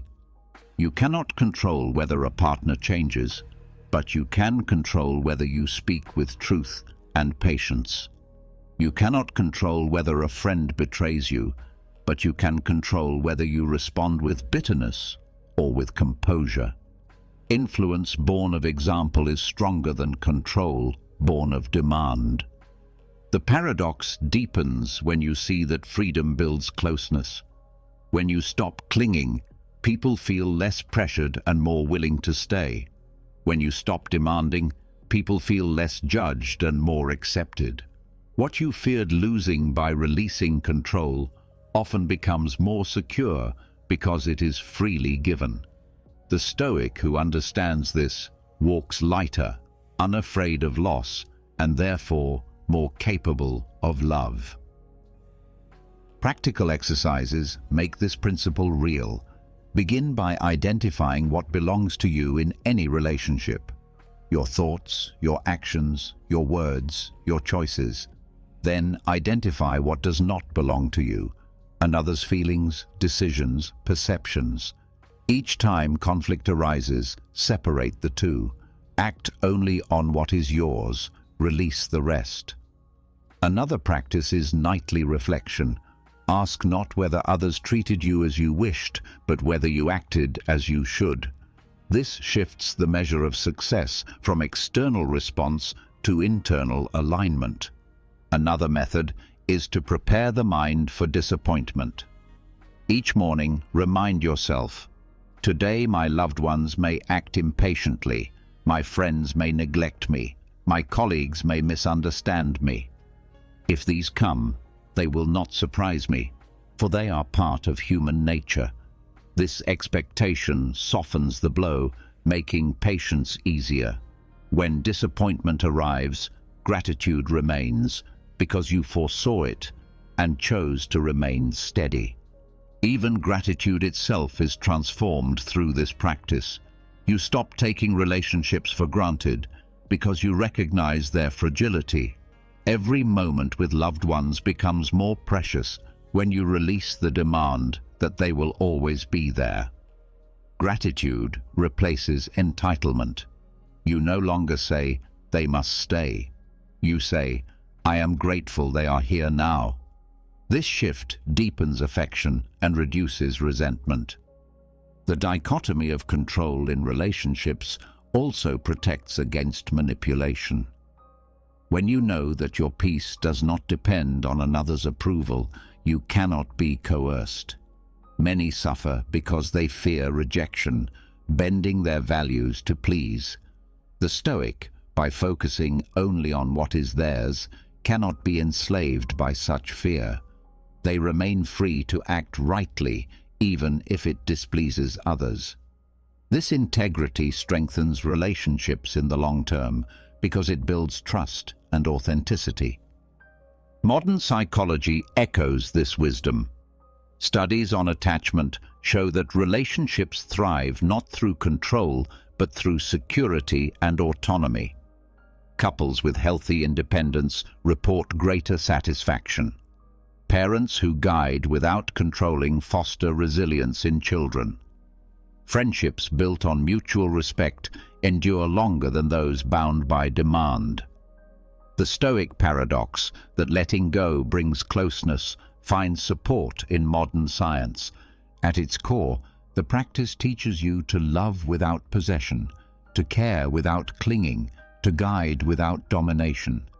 It transforms relationships from sources of anxiety into opportunities for virtue. When you focus on what is yours, you remain steady regardless of outcome. You love more freely because you are not enslaved by fear of loss. You forgive more quickly because you do not demand perfection. You endure more patiently because you accept human fallibility.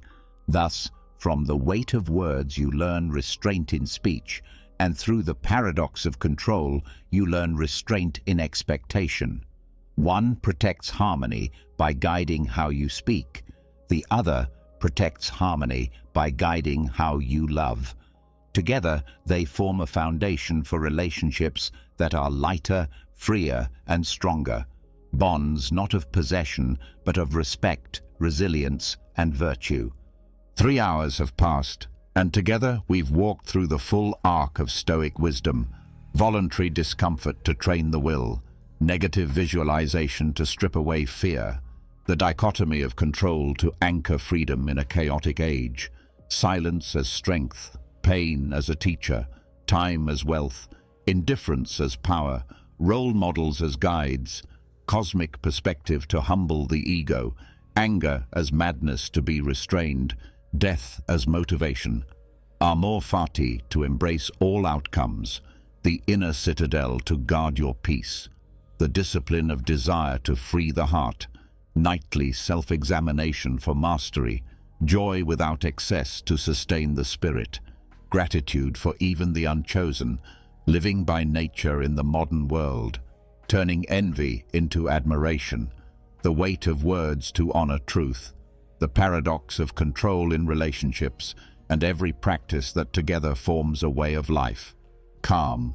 resilient, unshakable. If you have stayed until the end, you now carry tools to face life with clarity and courage. Stoicism is not theory. It is practice. Its value begins only when you live it. So tonight, as you close your eyes, ask yourself one question. Which of these lessons will I put into action tomorrow? Because philosophy only matters when it becomes flesh in your choices. Now, I want to hear from you. Share in the comments. Which meditation spoke to you the most, and which one will you start practicing first? Your words may inspire someone else who needed to hear exactly that. And if you found strength in this journey, don't forget to subscribe and turn on the bell so you never miss the next step on this path of wisdom. Together, we will keep building minds that remain calm in chaos, steady in storms, and free in every moment of life.